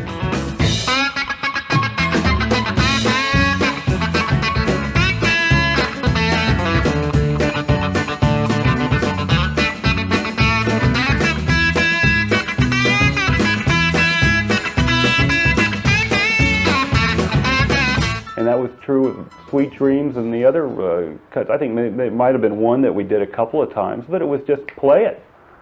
And there are some, you can listen to the record, hear some rough intros and endings and so on, but that's exactly why. There was none of the stay up all night and do it over and over again and lay down additional tracks and redub and change settings, change equipment. It was just raw and perfect, just go in and do it. The second album included this keyboard player, Dick Heinze, late Dick Heinze, and some session players from New York City that went to Europe with him. And these guys were very good players. The album that resulted, called Roy Buchanan's second album, won Album of the Year from Stereo Review magazine.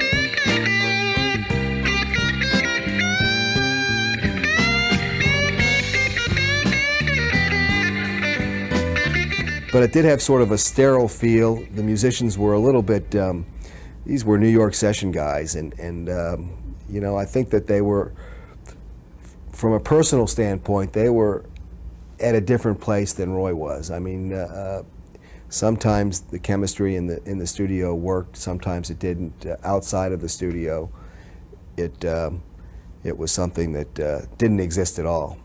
I don't think Roy enjoyed being in the studio. I think he needed the audience for the energy flow or whatever, his sound and so forth. And I can remember going into the record plant, they had a dozen amps lined up for Roy to use, anything from an old Fender to the latest model Fender or whatever. I remember just a whole line of them there, and you just went down the line plugging in and playing different amps. And basically the recording technique we used, we just run the song down, guitar amps, everything in the same room, everything bleeding into everything, and they're all done head on. All those tracks on that record I played on were done head on. I think Roy may have fixed some of his guitar parts here and there, but basically it was just straight ahead.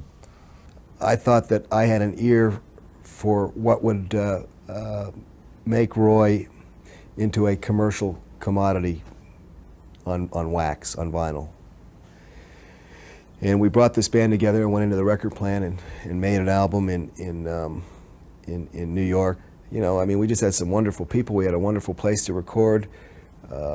The band had never been in a studio before, so I guess we had some problems. I had certainly never been anywhere near a studio before except as an observer.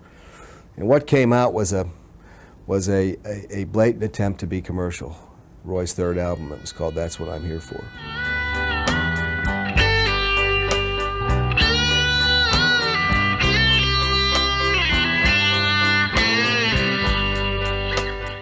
it was murdered by the rock press. Rolling Stone hated it.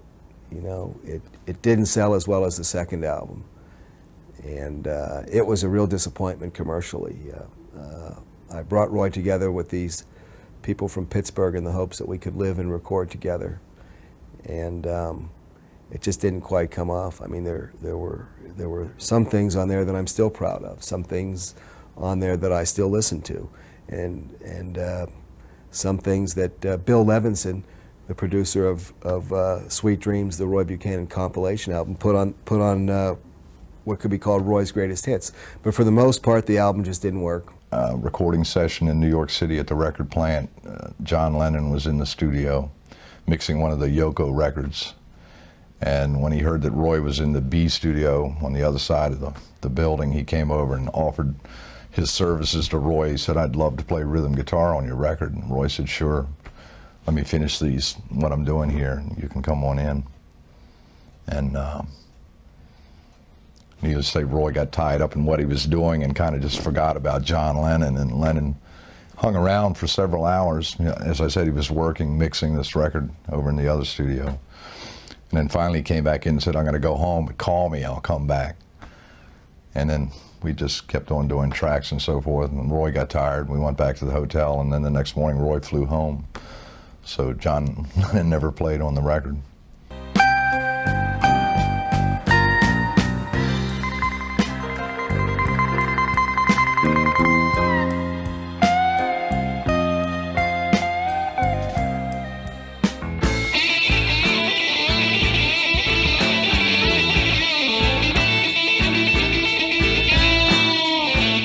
This album had been recorded at Town Hall in New York City, and it was a very successful album from the standpoint that it was well received musically. It was done live. It had a very raw sound, and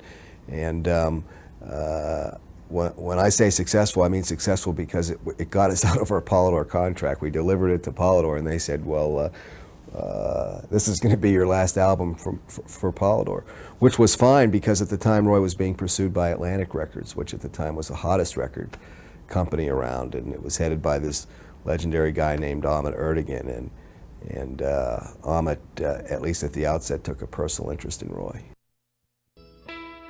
In 1976, Roy signed a contract with Atlantic Records and recorded 3 albums for them.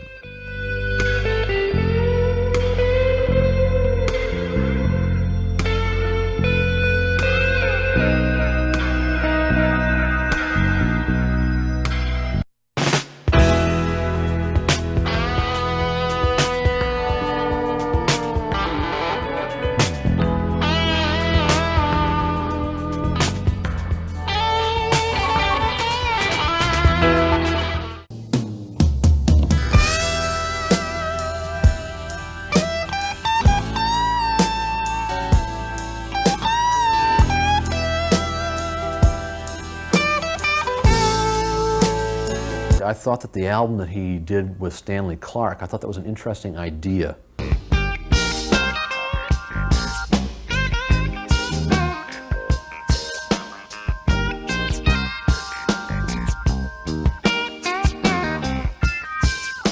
Because obviously Beck at that time was making that kind of switch to a fusion sound. He'd put out Blow by Blow and he was doing Wired. And you know, if Roy was cut from some of the same cloth as Jeff Beck, maybe he could do the same. But it was an idea that worked more on paper than in the actual execution. After Atlantic dropped Roy in 1979, he went on to record an album called My Babe for independent label Waterhouse. Notable on the album are the unique sounds he creates on the song Blues for Garrett.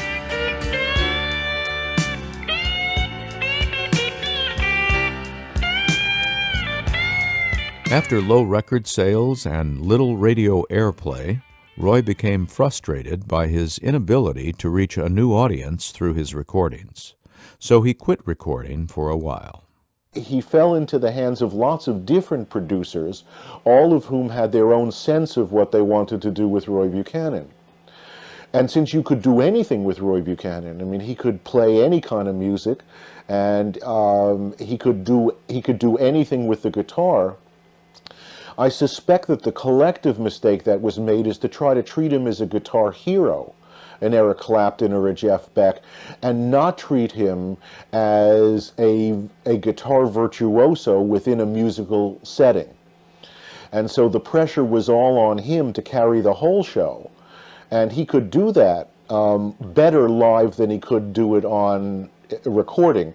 And the reason he could do it better live, I think, is that there was a quality about Roy of likability that you cannot reduce to a formula. People liked him and loved him. Not the kind of idolatry that you see with supergroups, but it was a more personal kind of love. It was more a one-on-one identification with him as a human being. And that's very hard to capture on record. They had their own ideas of what was popular, and instead of letting him create, they created for him. I mean, I know he had a selection of his material, but they never captured it. The real Roy Buchanan on tape that I knew. I don't know if they were even capable of it. You know, he had so much to offer that it'd be pretty hard to get it on there. You know, it would have to be the right marriage, the right song, and the right arrangement. And I never heard the perfect marriage with Roy on any of his records. I think, and what I've heard from other musicians and friends of mine, and it was my feelings at the time too, that as the 70s wore on, Roy didn't seem to diverse. He said himself they didn't really know what to do with him. The fact that he was so versatile made it hard for him to put him in a slot. And I think in the late 70s there, the general public probably lost interest in Roy. When Roy came on the scene, he was really a groundbreaking guitarist. People were just not doing what he was doing. I mean, rock and roll guitar was at a much more, and blues guitar was at a much more technically basic level. But as Roy's vocabulary of playing began to become known, a number of other players incorporated his sounds, particularly Jeff Beck, who of course has paid tribute to Roy. And through that, a lot of Roy's licks became better known. So he didn't seem as original, say, in 1980 as he had seemed in 1970, because his vocabulary had become part of the vocabulary of the most technically able rock guitar players. When he went with Alligator, I guess about 85 or 86, here was a resurgence, and I think possibly maybe a whole new generation might have discovered him at that point. From 1985 to 1987, Roy recorded 3 albums with Alligator. When Roy came to us, he definitely had blues intentions, and he also had a long history of people doing things to him on past projects, like making him record his guitar dry, or in one case telling him not to use any upstrokes because he played too many notes. We did settle into a basic blues concept, but Roy's definition of blues was one of the broadest ones that we encountered, and I think we all really enjoyed that. For a couple of examples, it included a lot of steel guitar insinuations in the way he played, because that was who he got his first lessons from, a lady named Mrs. Pressure, who he named a beautiful song after, who was a steel guitar player, and consequently he learned a lot of the harmonies and chords involved in that.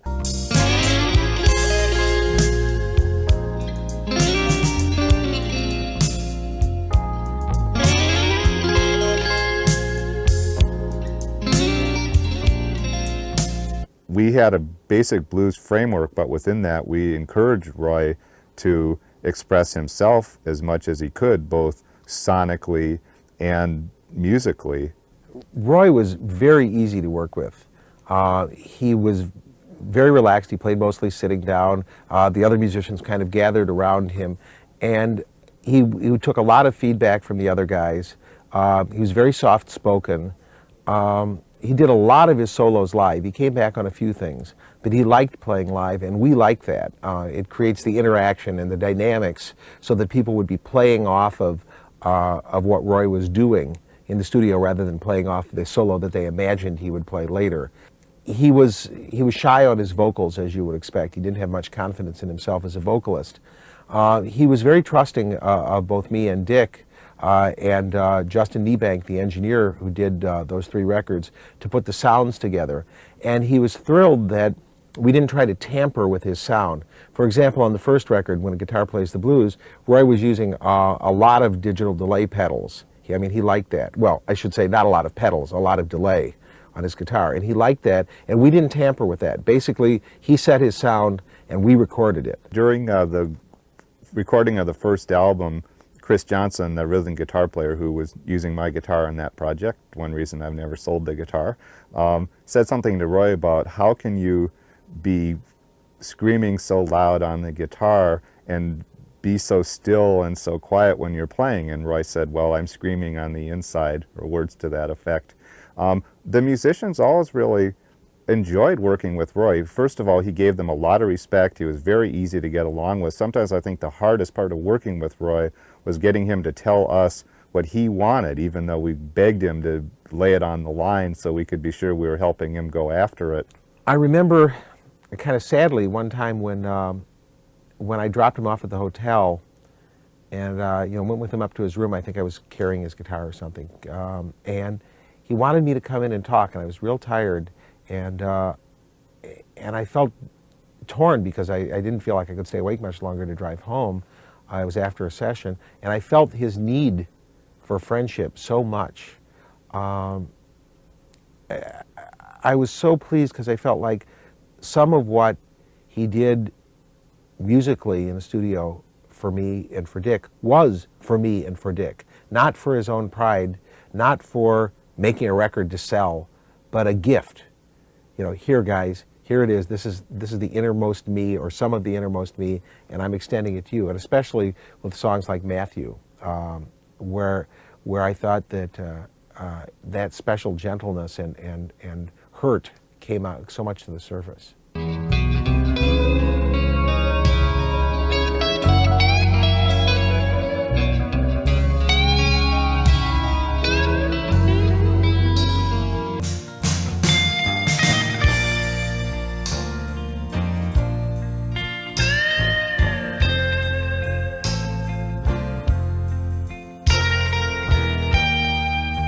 As we went on and made the 3 records, and the first sold best, and the second not quite as well, and the third not quite as well as the second, we were all becoming somewhat commercially frustrated. We didn't have the hook for how to get Roy to a wider audience. And obviously his image didn't help. I mean, the balding, gray-bearded, ordinarily clothed, no light show, no glitter, brilliant rock and roll guitar player, there's not a niche for somebody like that. I mean, maybe now more so, but not at that time. And I was very scared about what I was going to do for a 4th album, trying to figure out how to find a hook, because I felt like my production ideas with Roy were getting a little played out. Roy, I've got to say, was as shy as anybody I've ever met in this business. And that would, make it, I would think, kind of difficult for him to go out and to promote a new album and do that kind of thing. I don't think he was real comfortable with that. Roy was comfortable making music. He was comfortable playing live. He wasn't shy in front of a crowd, because if you listen to his music or if you had seen him play, this was one of the most aggressive guitar players ever. However, that aggression was done in a very, very delicate manner, and he did it on the guitar. There was no body English, there were no flames coming up on stage and smoke bombs going off. Roy's aggression was a controlled, very thought out, spiritual, if you will, type of aggression. And he used that, I think, to his benefit, whatever shyness he had as a person, to make his music much more powerful and much more soulful. He didn't get played all over the radio all the time. That's how records get sold. He was more of a cult artist, musician to musician. Hey, you got to check this guy out. And still there's all the legends about, yeah, well, that record doesn't do him justice. You've never, he's a lot better than that, and he can be. And, it's, I'm sure it bothered him, but at the same time, I never got the feeling that Roy was driven at all costs for commercial success. Otherwise, he might have tried, some different things. I think he could only invest so much energy in the business side of it, because it's a nuisance. And then at some point, he just kind of shut off and said, enough, I'm going to play now. Well, I have to say that the majority of Roy Buchanan albums sold to other guitar players. And probably what that shows you is how many guitar players there are in, you know, everywhere for that matter, because the albums really did sell very, very well. And if you were a rock and roll guitar player from this area, you had to have everything Roy had out on vinyl. It's just important to, when you listen to those records, listen to the music that's being played, not the song. Don't, you know, his reputation rests on something so fragile.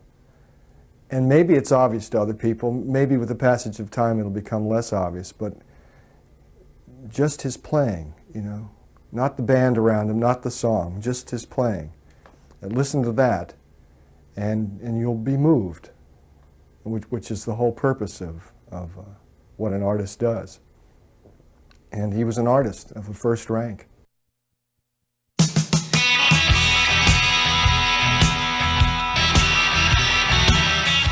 Since Roy's death in 1988, record companies have continued to release recordings of his music from their archives.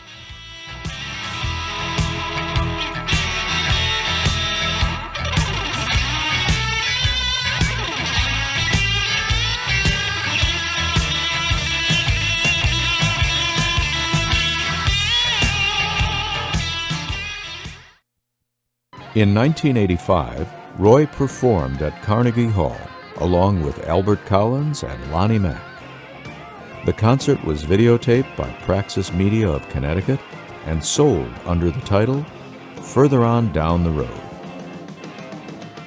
Now that's the most exciting thing of my life. Me and Roy, we were up in the dressing room, and he tells me he forgot his cigar. And his cigar, I think, is downstairs on Lonnie Mack's amp. You know, and I'm saying, we're going to burn down Carnegie Hall. The Carnegie Hall is going up in flames. And anyway, I went down, got his cigar, and come back up, and then I picked up a guitar, and he had a guitar, and we was fooling around, drinking beer, just having a good old time. And I think he made the producers and the managers a little bit nervous, because you never knew what Roy was going to do. But it went off well.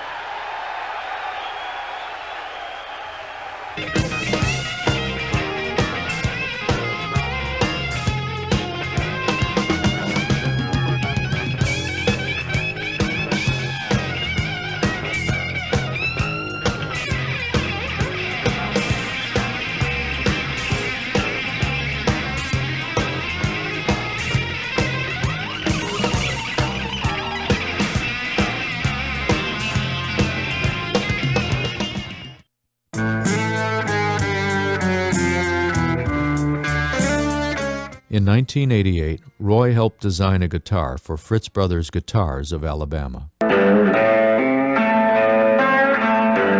It's called a Roy Buchanan Bluesmaster. He put together this demo tape to promote it. One of the main features that we'll start with is like the tuning pegs, you know. One thing that's really nice that I like is that you don't no longer have to use these winding jobs, you know.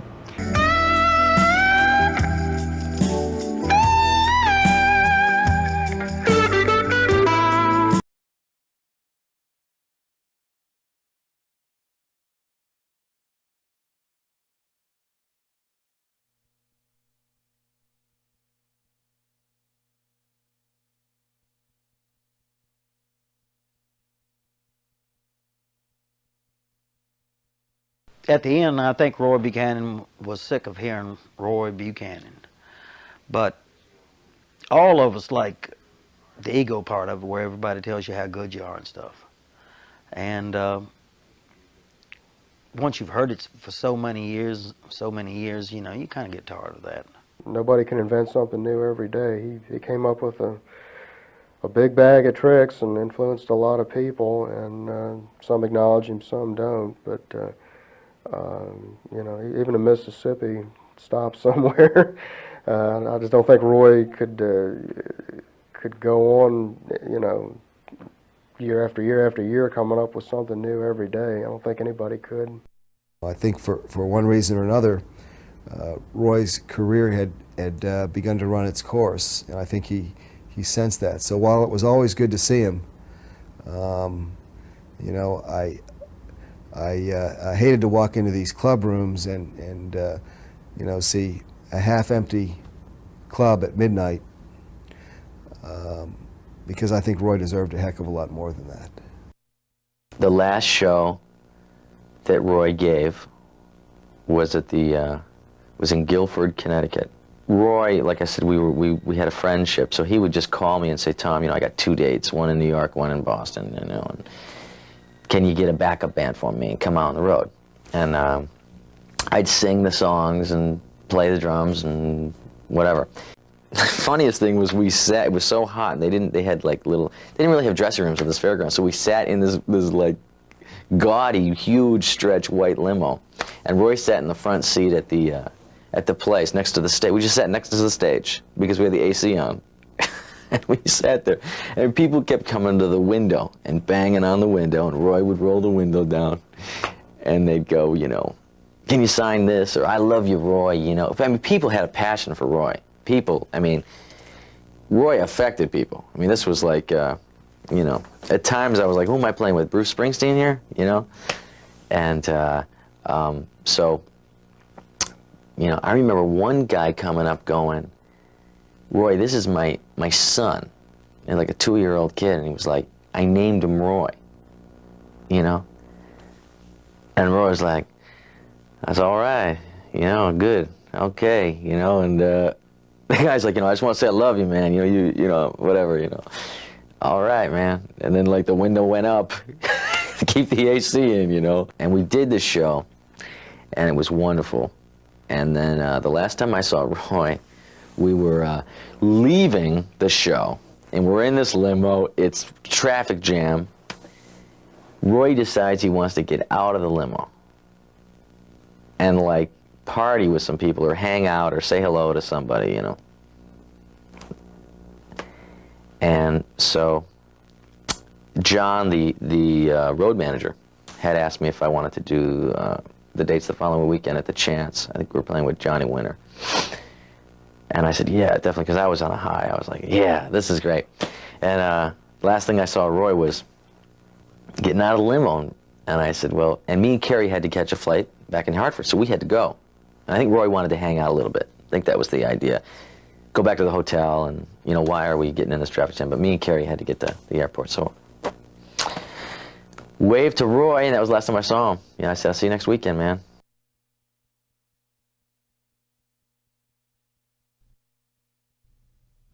On the night of August 14th, 1988, Roy Buchanan died. He was 48 years old. On the last night of his life, Roy brought home a friend he had been drinking with. Roy and his guest were in the basement of his townhouse. Judy knew they were drinking, but she also suspected they were using drugs. She asked the guest to leave, and he responded with a smart remark. Judy went upstairs and called the Fairfax County Police to ask if she could have someone forced from the house when her husband didn't want the person to leave. Roy objected to Judy talking to the police and stopped her call. While Roy and Judy were arguing, the guest left the house. Roy went out to catch up with him, but was too late. Instead of returning home, Roy continued to walk down the road.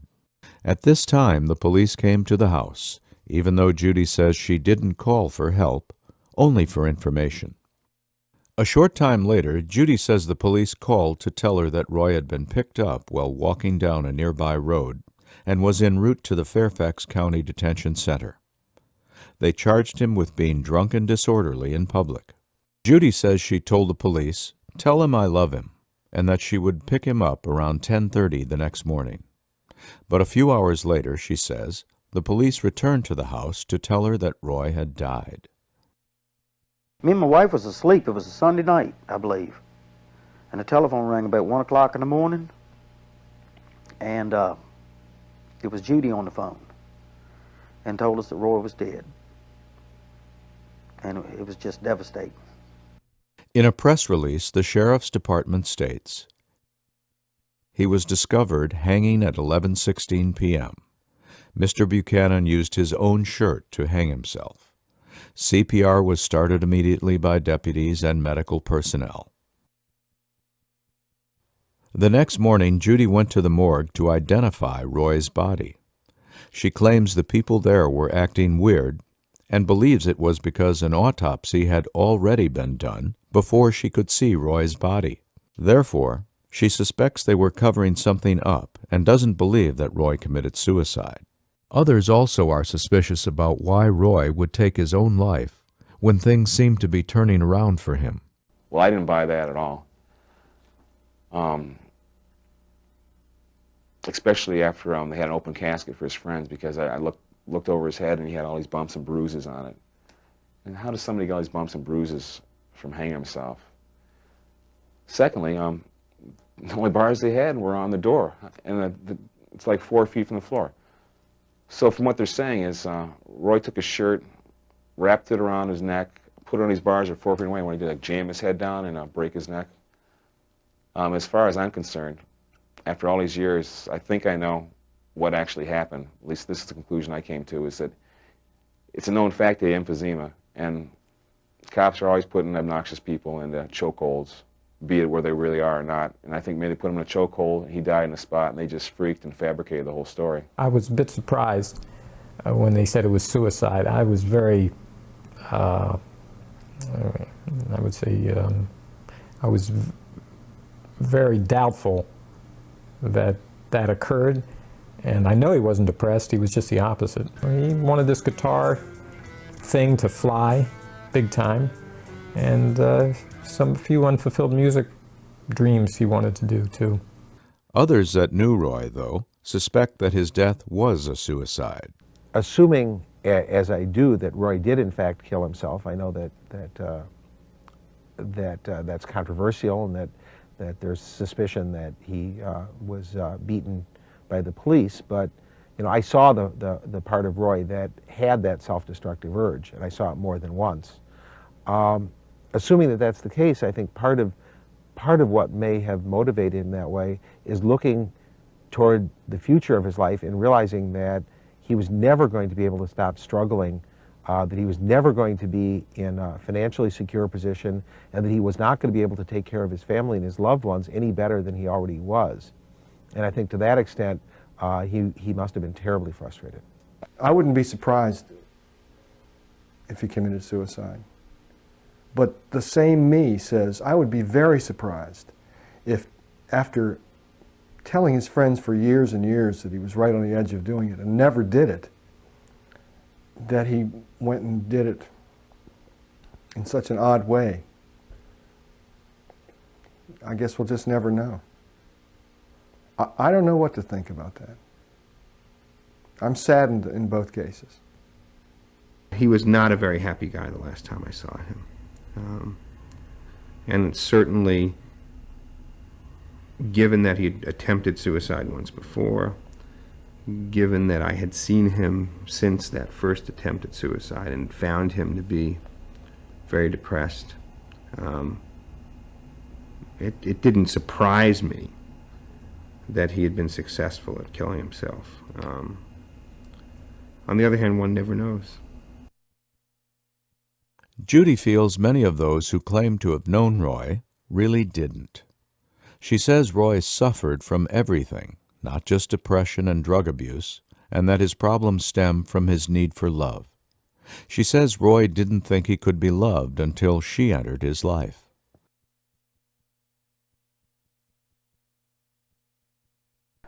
She was the brains. She done it all. Judy Buchanan kept Roy Buchanan alive as long as he was alive. If it wasn't for her, you know, everybody wanted Roy. Let's go, Roy. Let's go. Everybody wanted Roy. Everybody wanted a piece of Roy. And when we'd finish playing music, every night we would be at somebody else's house partying.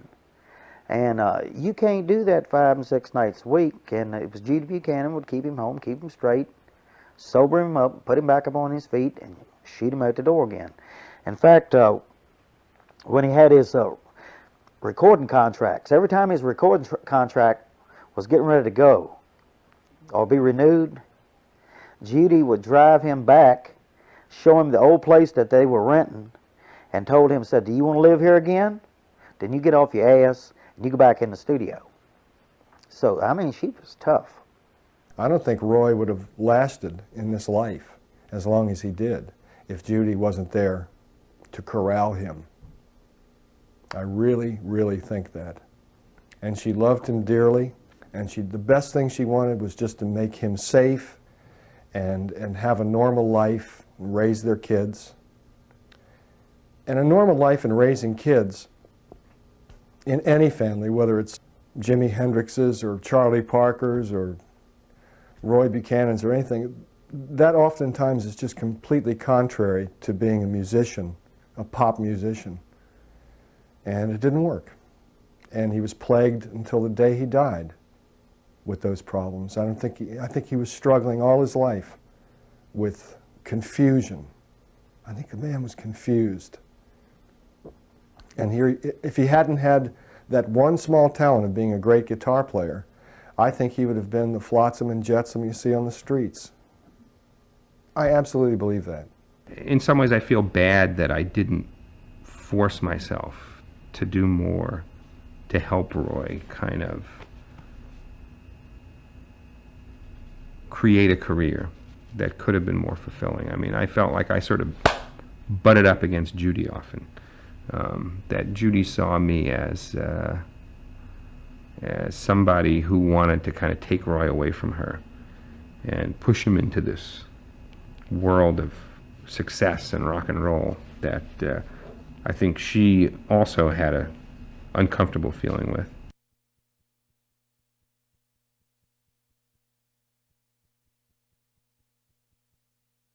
It was a real shock, you know. I mean, Roy was an artist and a great artist, and I think great artists often have interesting temperaments. Roy's behavior was eccentric at times, and at times it bordered on being self-destructive. But I never really, I always thought it was that Roy knew his limits, and that Roy always knew that he was doing. I always thought that he loved himself too much to do anything rash. And I was asleep at 8:30 in the morning in my apartment in New York, and the phone rang, and it was John Adams from PBS, who had always been close to Roy and his family. And John called up, I'll never forget his words. He said, "Well, he finally did it. He finally did it. Roy's dead." And I just I was chilled. We were close personal friends, and I often was he was like a kid brother to me, and I was sort of like a big brother to him, I think. And it was a kind of person, I think my relationship with Roy and his wife Judy was, I was somebody they could call and get a straight answer from when they had problems. And I respected that relationship. And I always followed him around as much as I could when he was in my area and a couple of times out of town. I once saw him at the Hollywood Bowl, and then in Boston and Pittsburgh and other places. And we were very close, and it hurt a lot when he finished himself off that time. It was a big shock. Now, I will say this, I knew Roy had had a lot of problems, and he had, even, I knew that, or let's just say that back when I worked with him, I was aware that he had a more than a small problem with drugs and alcohol. However, the idea that he would commit suicide was kind of freaked me out. I didn't think that, I thought, why would he do that? He had so much to live for. And I've gotten bits and pieces and rumors of where he was coming from, but I prefer to think of Roy the way he was when I knew him back in the early 70s. And it was just shocking. It was really a shame. I hadn't spoken to Judy Buchanan in a while, and got in touch with her, and she asked me to write something, which I read at Roy's funeral, and that meant a great deal. I mean, it really helped me get through that time because I was able to sit down and put a pen to paper and write something that that meant something to me about the way that I had always felt about Roy Buchanan, and it was just a really sad time. It really was, and you know, I'll miss him a lot. Went to the funeral, and as I remember, I guess it was Jay Rich that gave the eulogy. He was one of Roy's managers back in the early 70s, and he started out the eulogy with to know Roy was to be constantly frustrated by him, and you never really got real close to Roy. You never really knew what he was thinking, what was going on in there, and frustrating in life, frustrating in death too, because then you look back on a lot of confusing memories and, you know, times you had. And I've talked to, of course, a lot of people that knew him back then. We're still in touch, and we get together from time to time, run into each other, and invariably, you know, his name comes up, and as other musicians do, and other good times and bands and things that we did. But it's easy to get on the subject of Roy and stay on it for a long time. He was quite a enigma.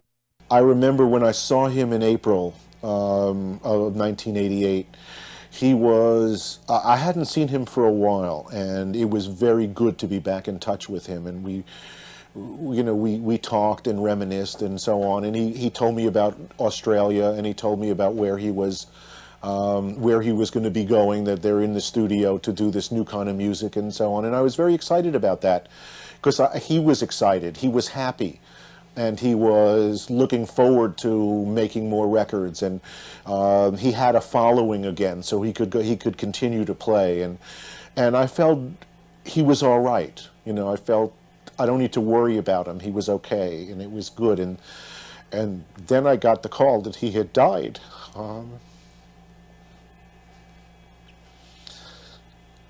That was tough. It still is. You know, because it was. If you lose somebody, there are always things you want to say to them beforehand, or things you want to communicate, so that you have a sense that they really know it. And none of us who were close to him or who were his friends expected that to happen. And it's hit us all. It's been hard. I was out of town when he died, and when I heard, I called up Joe Bayless, and he told me it was really true, and I wasn't happy about that. Yes, it just seemed like a big part of my life was gone. You know, just something that I cherished it. It was real important to me. What a loss! What a loss! Just a great artist. It shouldn't have to go like that. And he was really a great artist. The only thing I can say is that the world lost a great guitar player. I lost a great friend, and Judy and her fine children lost a great dad. And I hope he's up in heaven, because he sure brought a lot of happiness to a lot of people, including myself. He was a dear friend and a great musician. He was just this guy that affected so many people, and people you didn't even realize you were being affected by him at the time. And I think that all came down, you know, crashing down a few weeks after. It hit me that the loss was like, not so much this guitar player, was this person, this being that was just special. He was a special man, and I remember he used to say from the stage when we'd leave, he'd go, "And remember, if you can't take care of yourself, take care of somebody else." And it hit me that in his own way, he was taking care of everybody. He was taking care of me, he was taking care of a lot of people, but but he never really took care of himself. Thinking back, the first time I heard Roy and the impact that he had on me, it was probably one of the greatest moments in my life, not just relative to music, but just personally. I never did drugs, but I was high just listening to this guy play. I didn't sleep for 3 days. I didn't drink coffee. I mean, I was going to work. I mean, driving back and forth to New York to hear him, down in Bladensburg. Going back, I didn't drink. I couldn't stand the taste of coffee, so I wasn't getting any caffeine. I wasn't taking any pills. I was literally high on this guy's music, and for 3 days, he kept me awake. And that was the impact that he had on me. It was something that, again, it was a very important moment in my life. I was grateful that I was there, that I heard that, and that I experienced Roy. He could have been playing the ABCs, the Do-Re-Mis. It would have inspired you. And it's that inspiration that really got me through a lot of hard times and kept me at it, Being able to hear someone like that, same way I got to see Jimi Hendrix a lot too. The two of them had something like that at their best they made you go, hey, whatever it takes, I got to stick with this, because I want to be able to feel that way, or at least have a shot at making people feel that way. And Roy was the first guy I'd really seen do that, up front close to me on a regular basis, and I was lucky to have access to him. At moments, he played the guitar better than anyone else has ever played the guitar before, and maybe ever will. And why is that? I certainly don't know the answer to that question. I'm just happy that I had the chance to have heard some of those moments. In the 60s and the 70s, people used music to communicate. There wasn't any MTV. Television didn't mean as much. You didn't have 800 channels on the television set. It was music, and it was pretty much before the time of drum machines and synthesizers. It was music, pure and simple, and nobody pulled that off better than Roy Buchanan. He was the real thing. I just hope that his music can still benefit people if they listen to whatever period or whatever style he was in at certain times. If they could get into his music, because after all, it was an unselfish thing on his part. And I don't know if he'll resurge 20 years from now or not, but I don't even know. Cult figure might not be the word to use, but he certainly has a very dedicated following to this day, as he did, earlier on. And I hope that keeps his music alive, and people can continue to enjoy it. I mean, it was a gift, it was out there for people to listen to if they wanted to, and I think it deserves listening to.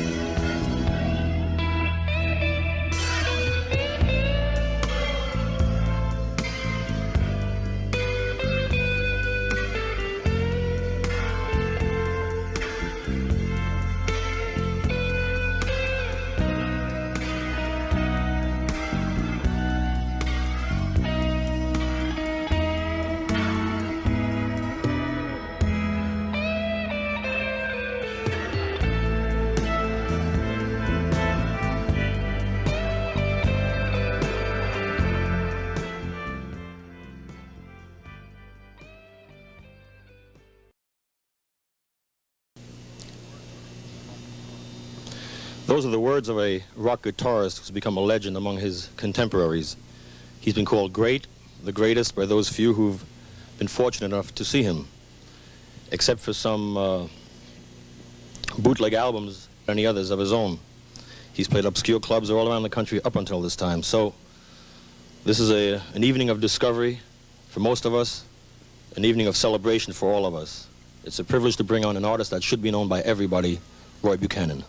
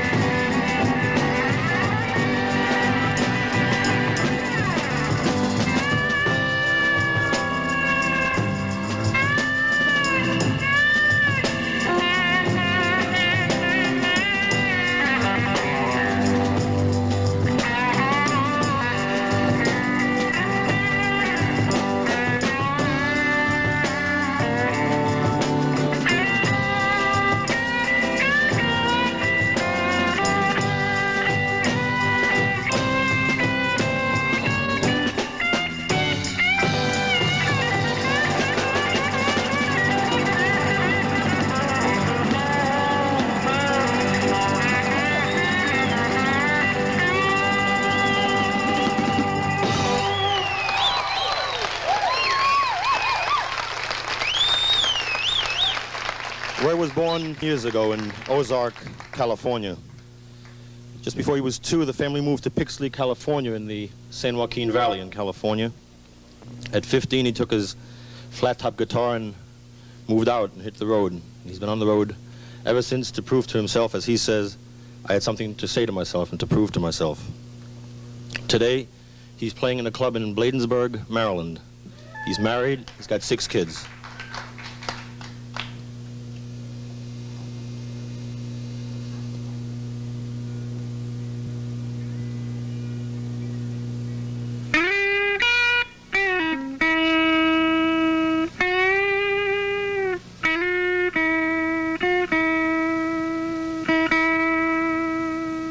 I hadn't been home in about, I guess it must have been about 12 years. I was real nervous about the whole thing because I really didn't think I'd ever get to go home. People that told me things, you know, change.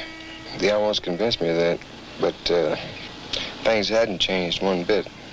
And I was kind of happy over the whole thing. Like I said, I was scared. I don't know exactly what of. Probably afraid I'd find myself, you know, or something. I thought maybe I'd changed, but Like I don't think anything had changed, including me. I can't wait. Get over there, Bill. Go on, Grandpa. Hello, Father. Who's this guy here? How you doing, Dave? All right, you?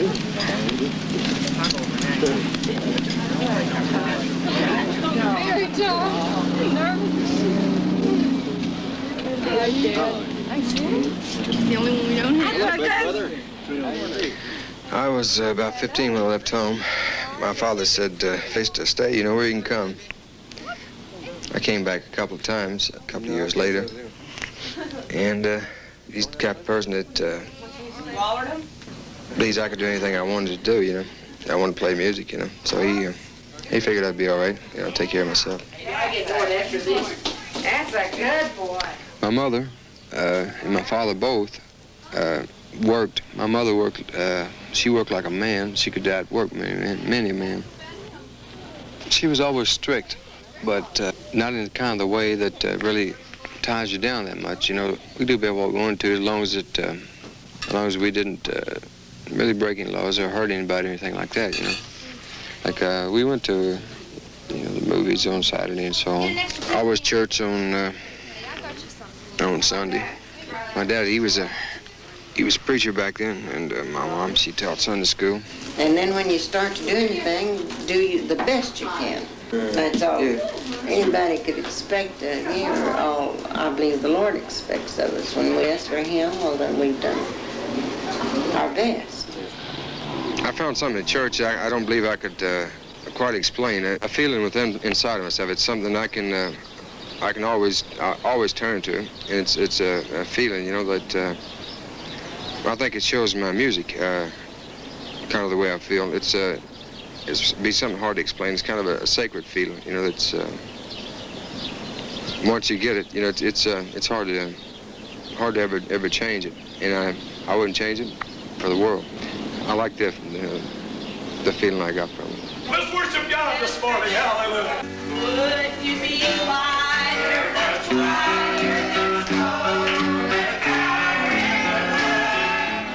The thing I remember best about church was the music and the general overall picture of the message that they usually taught in church, which was love your neighbor, you know, love yourself.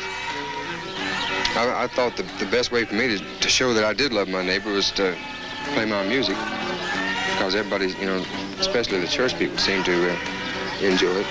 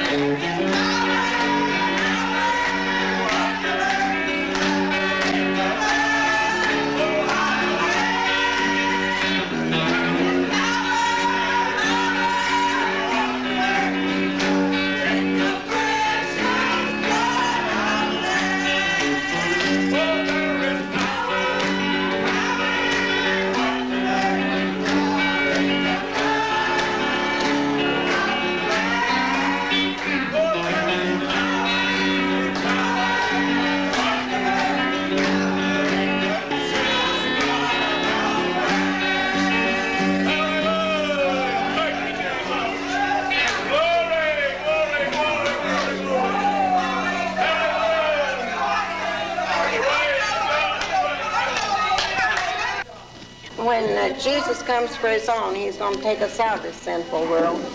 We can have troubles, we can have heartaches, and a lot of times things comes along we don't understand. And when He's playing that song, I thought, we'll understand it all soon. He says, it'll all be over. I think without these people around this town here, especially my mother and father, I don't know what they would have done without the comforts of church. It gave them a reason to live and also a reason to die. And we're accused a lot of things. That's their whole life. But God's keeping a record, Sister Moss, and one of these days when he reveals that record, we're all going to know then the truth. We're going to understand it all by and by.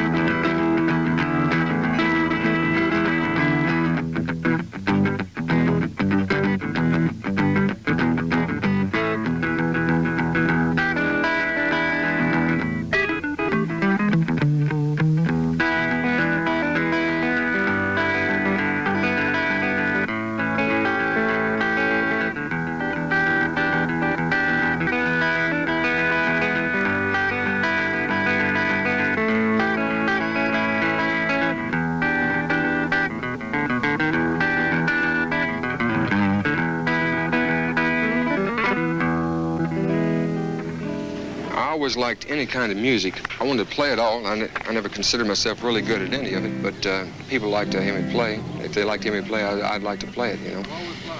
I'd try a little jazz, a little country, a little blues. Anything I could hear, I would try a little. And I tried to, like, work it in all in thing. And I think that's one of the reasons that people notice my playing.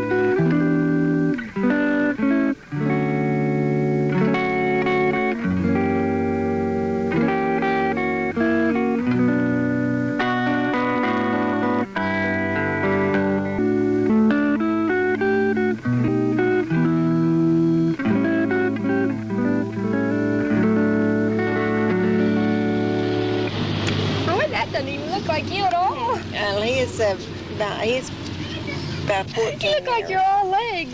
Now that's how big he was when we lived down in that house down there.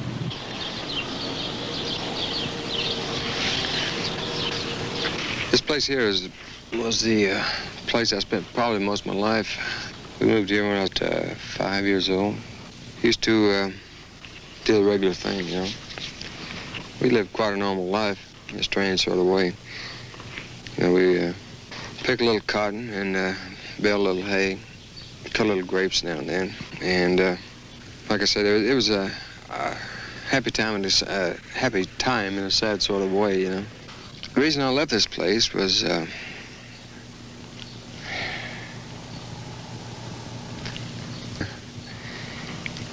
even though you love something, you know, you wonder sometimes what, you know, what else you can do with what you learned. And even though, like I said, I love this place and everything, it was, and it's beautiful, and you can have your solitude, but it's also lonesome. And I guess I left the place because I had something to do, you know, something to prove to myself. And this place here, like I learned it here. I learned the other side of, you know, of life, you know. But I had to get away.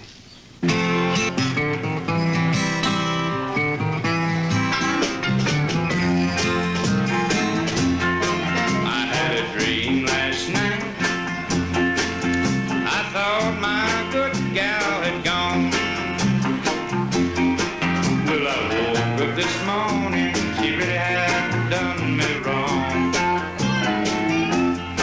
I know it's not fair, but my good gal had done caught air. There wasn't much opportunity in Pixley for a guitar player, for one thing. I couldn't learn different types of music that I wanted to know unless I did travel. So that was really one of the main reasons I did leave, so I could learn, you know, different styles and different the way other people played their music, you know, different styles and so on. Roy Buchanan.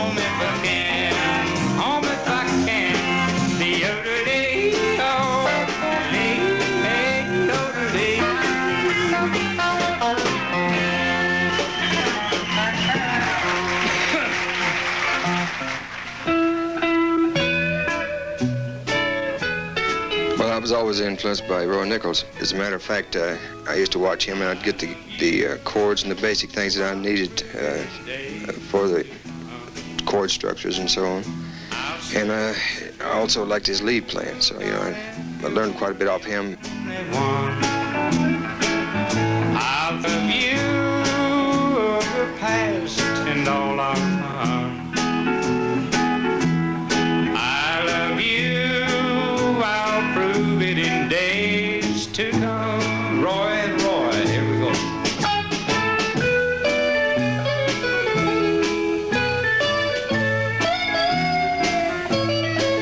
You're my darling, you've been true. I should have been good to you. You're the one that's in my heart every day. I love you, I'll prove it in days to come. I'll swear it's true, darling, you're the only one. I'll think of you, of the past and all these days. I love you, I'll prove it 1,000 ways. I love you 1,000 ways.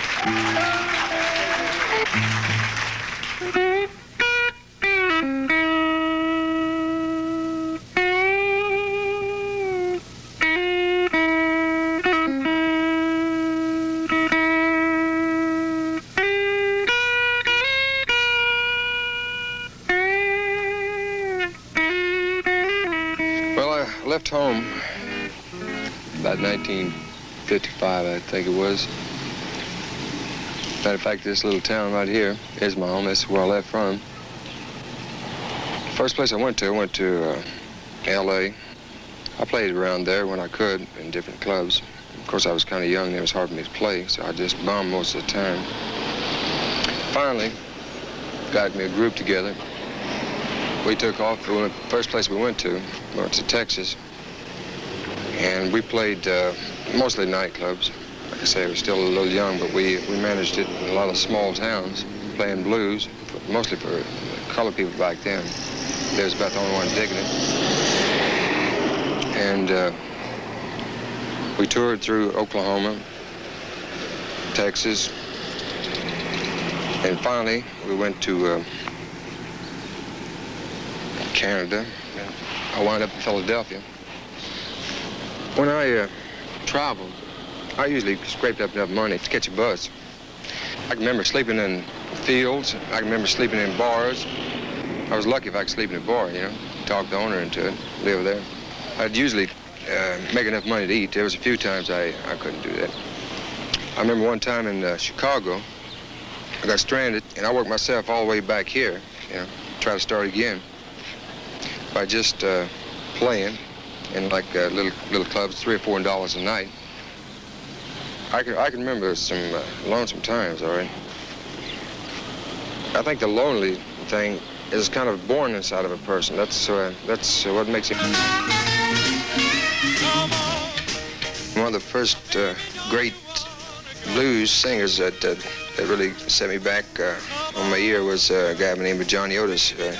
So I, you know, listened to him quite a bit.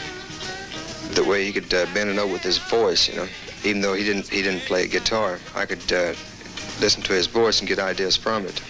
1 and 1 is 2, 2 and 2 is 4. Come on, baby, don't you wanna go? Come on.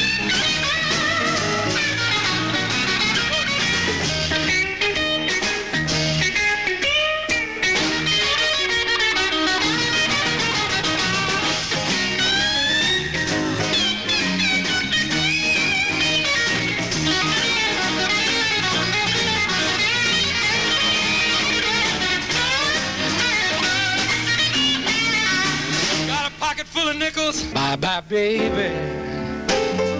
Come and leave you, baby.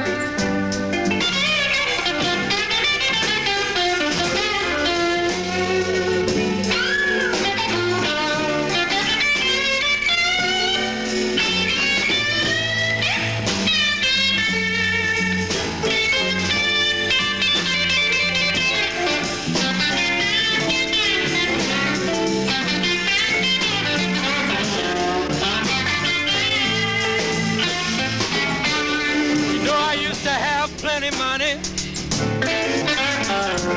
finest clothes in town. Bad luck and trouble, baby, followed me around. Bye, baby, baby, bye, bye, bye, bye.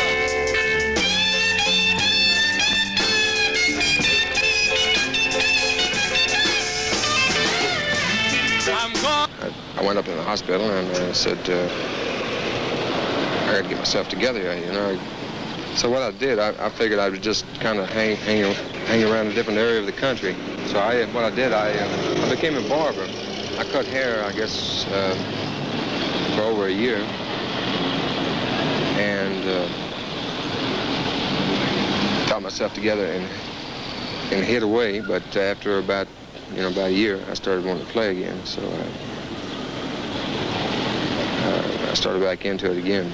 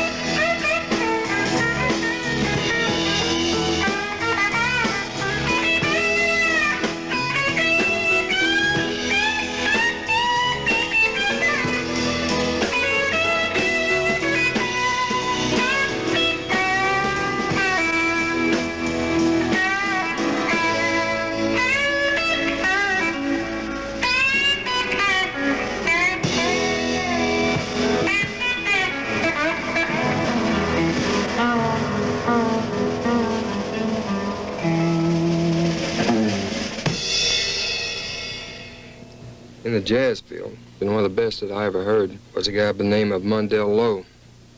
I always kind of wished that I'd be half as good as he was. Then Roy, you close in on that mother and don't let it up, you know.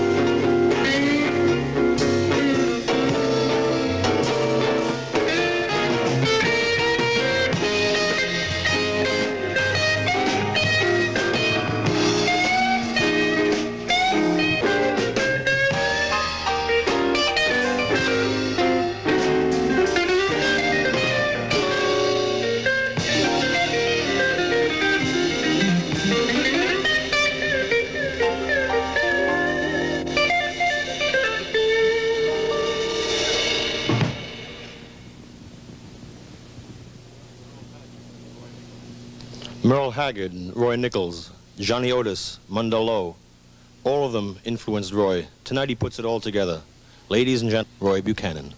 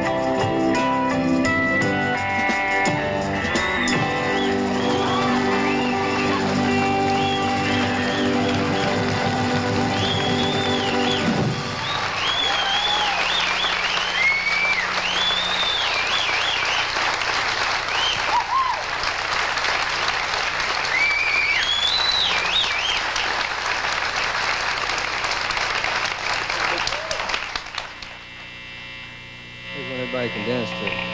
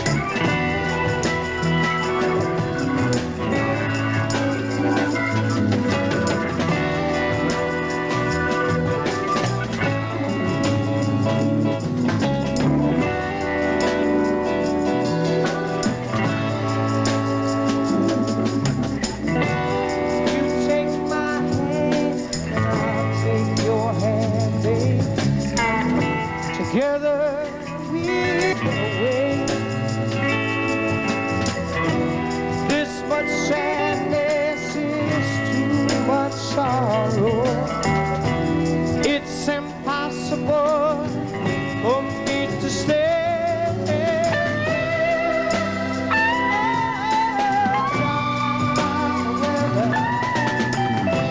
She could drag me over the rainbow.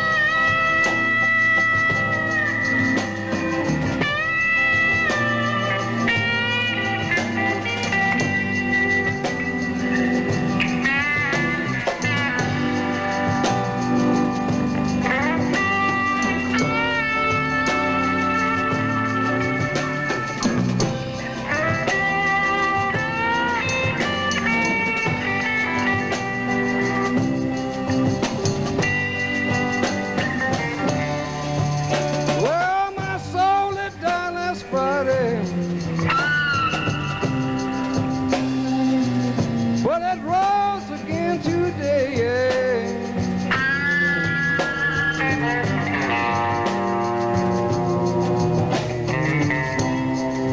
My soul did die last Friday, but it rose again today. I like that way.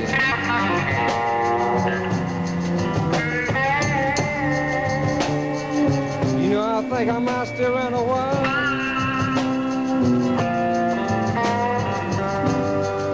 I gotta tell you.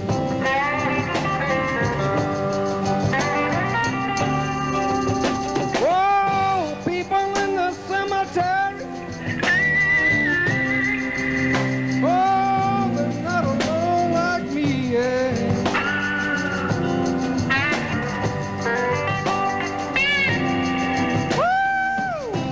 You know, people in the cemetery.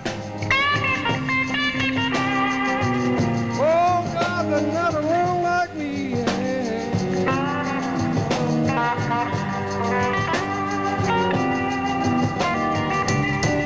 Oh, some turn to dust, some turn to bone. Oh, God, I'm left here all alone. But I don't worry.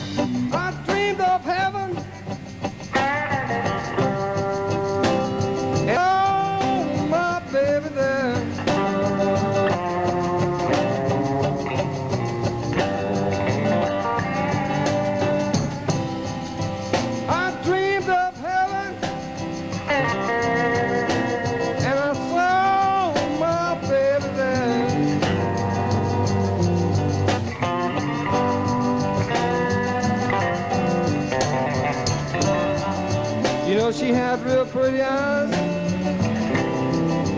She had long black waved hair. I could almost touch it.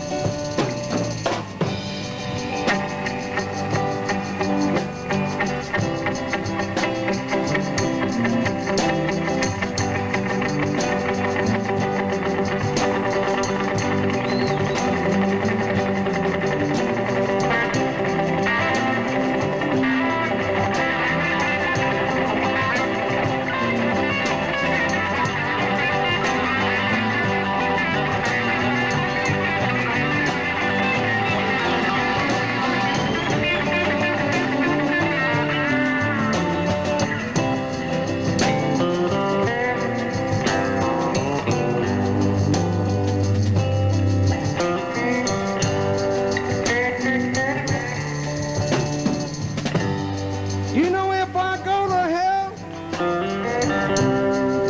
I'm gonna speak very highly of you.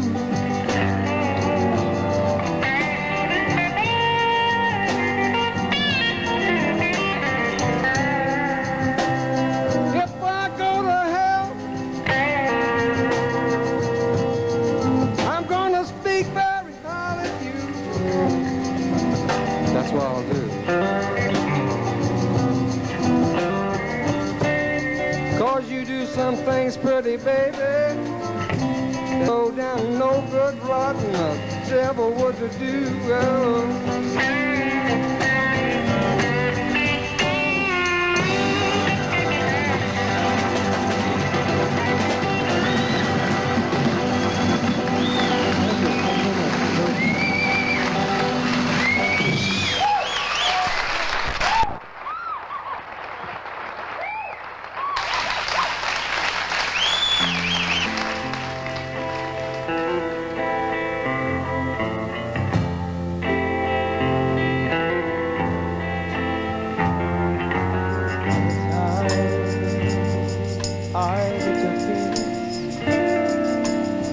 She'll be rising.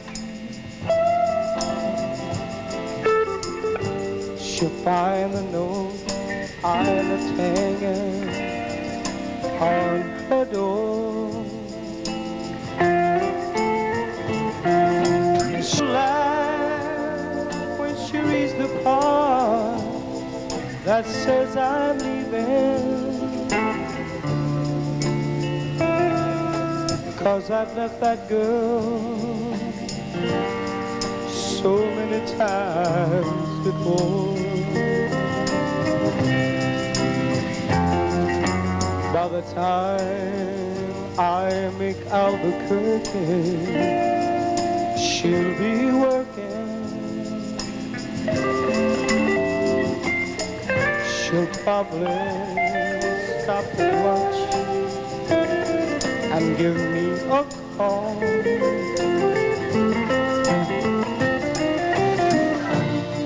But she'll just hear that phone keep on ringing off the wall.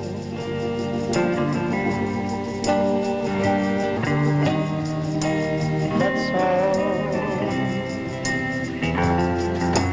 By the time I make Oklahoma, she'll be sleeping.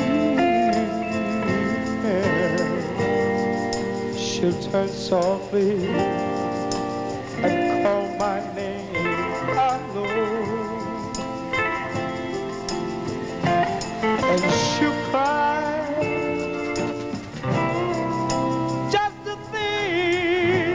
I would really leave her, Lord, time and time. Lord, I try to tell her so.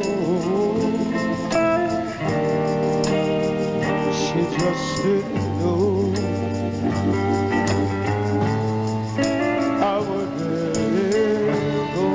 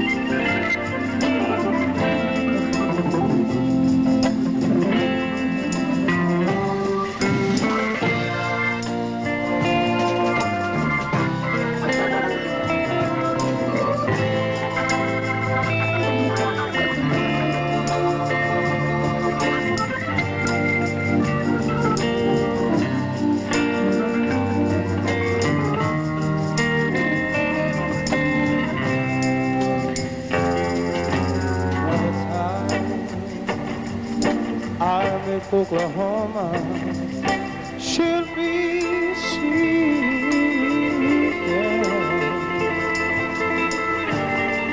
She touched softly, and I know she called my name, I know.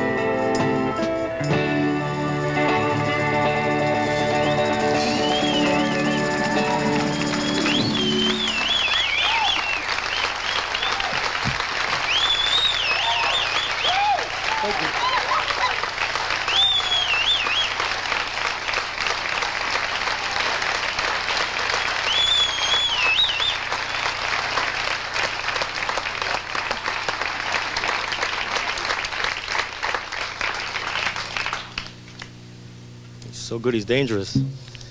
I wonder if we could join in and give thanks to the band that's playing with Roy this evening.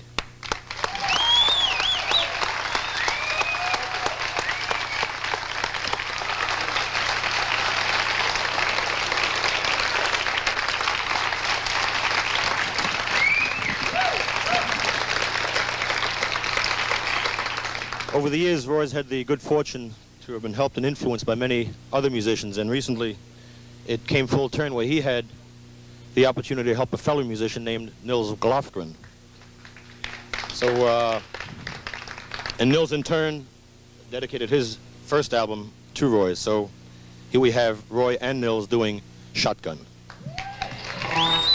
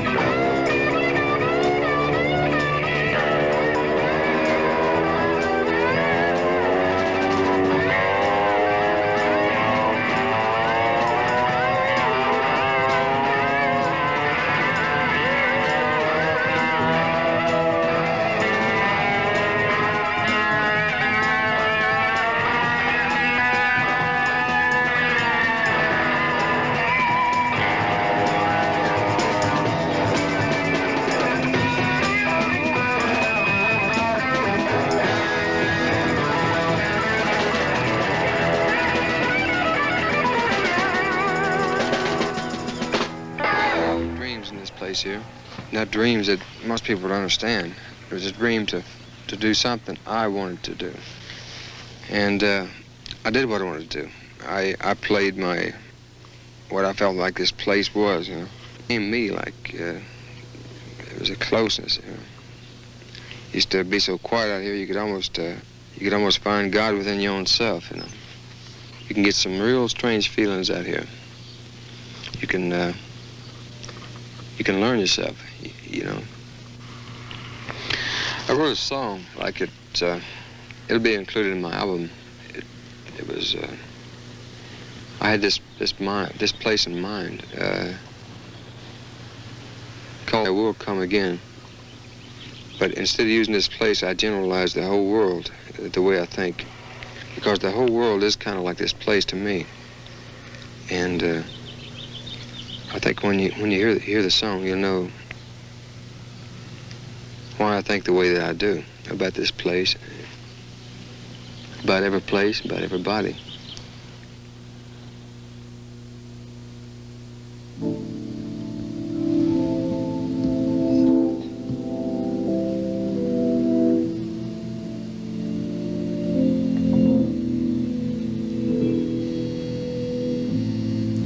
Just a smile, just a glance. The Prince of Darkness just walked past. I've heard a lot of people that had a lot to say. But I think I'm going to tell it my way, too. See, there was a town, a small little town, it's called The World. A sad little town. Till one day a stranger appeared, and their hearts rejoiced. And the sad little town was happy again. But there were some that doubted, they disbelieved. And our stranger went away.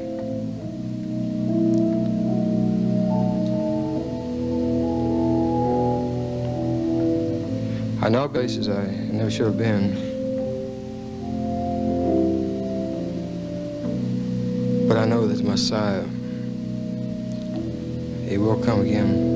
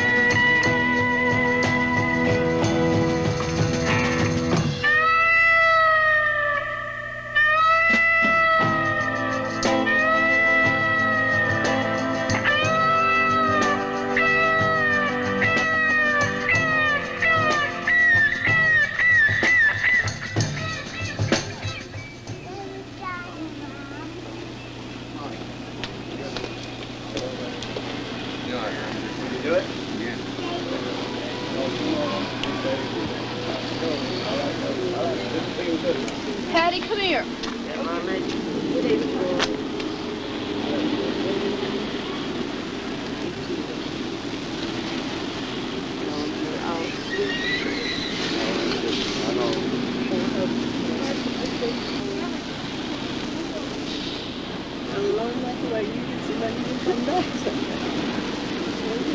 Let you build your little house right out there in your Bill's garden.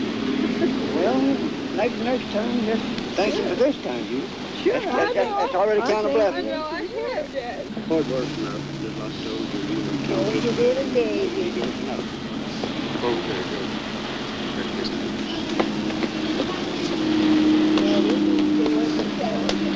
You go. Bye.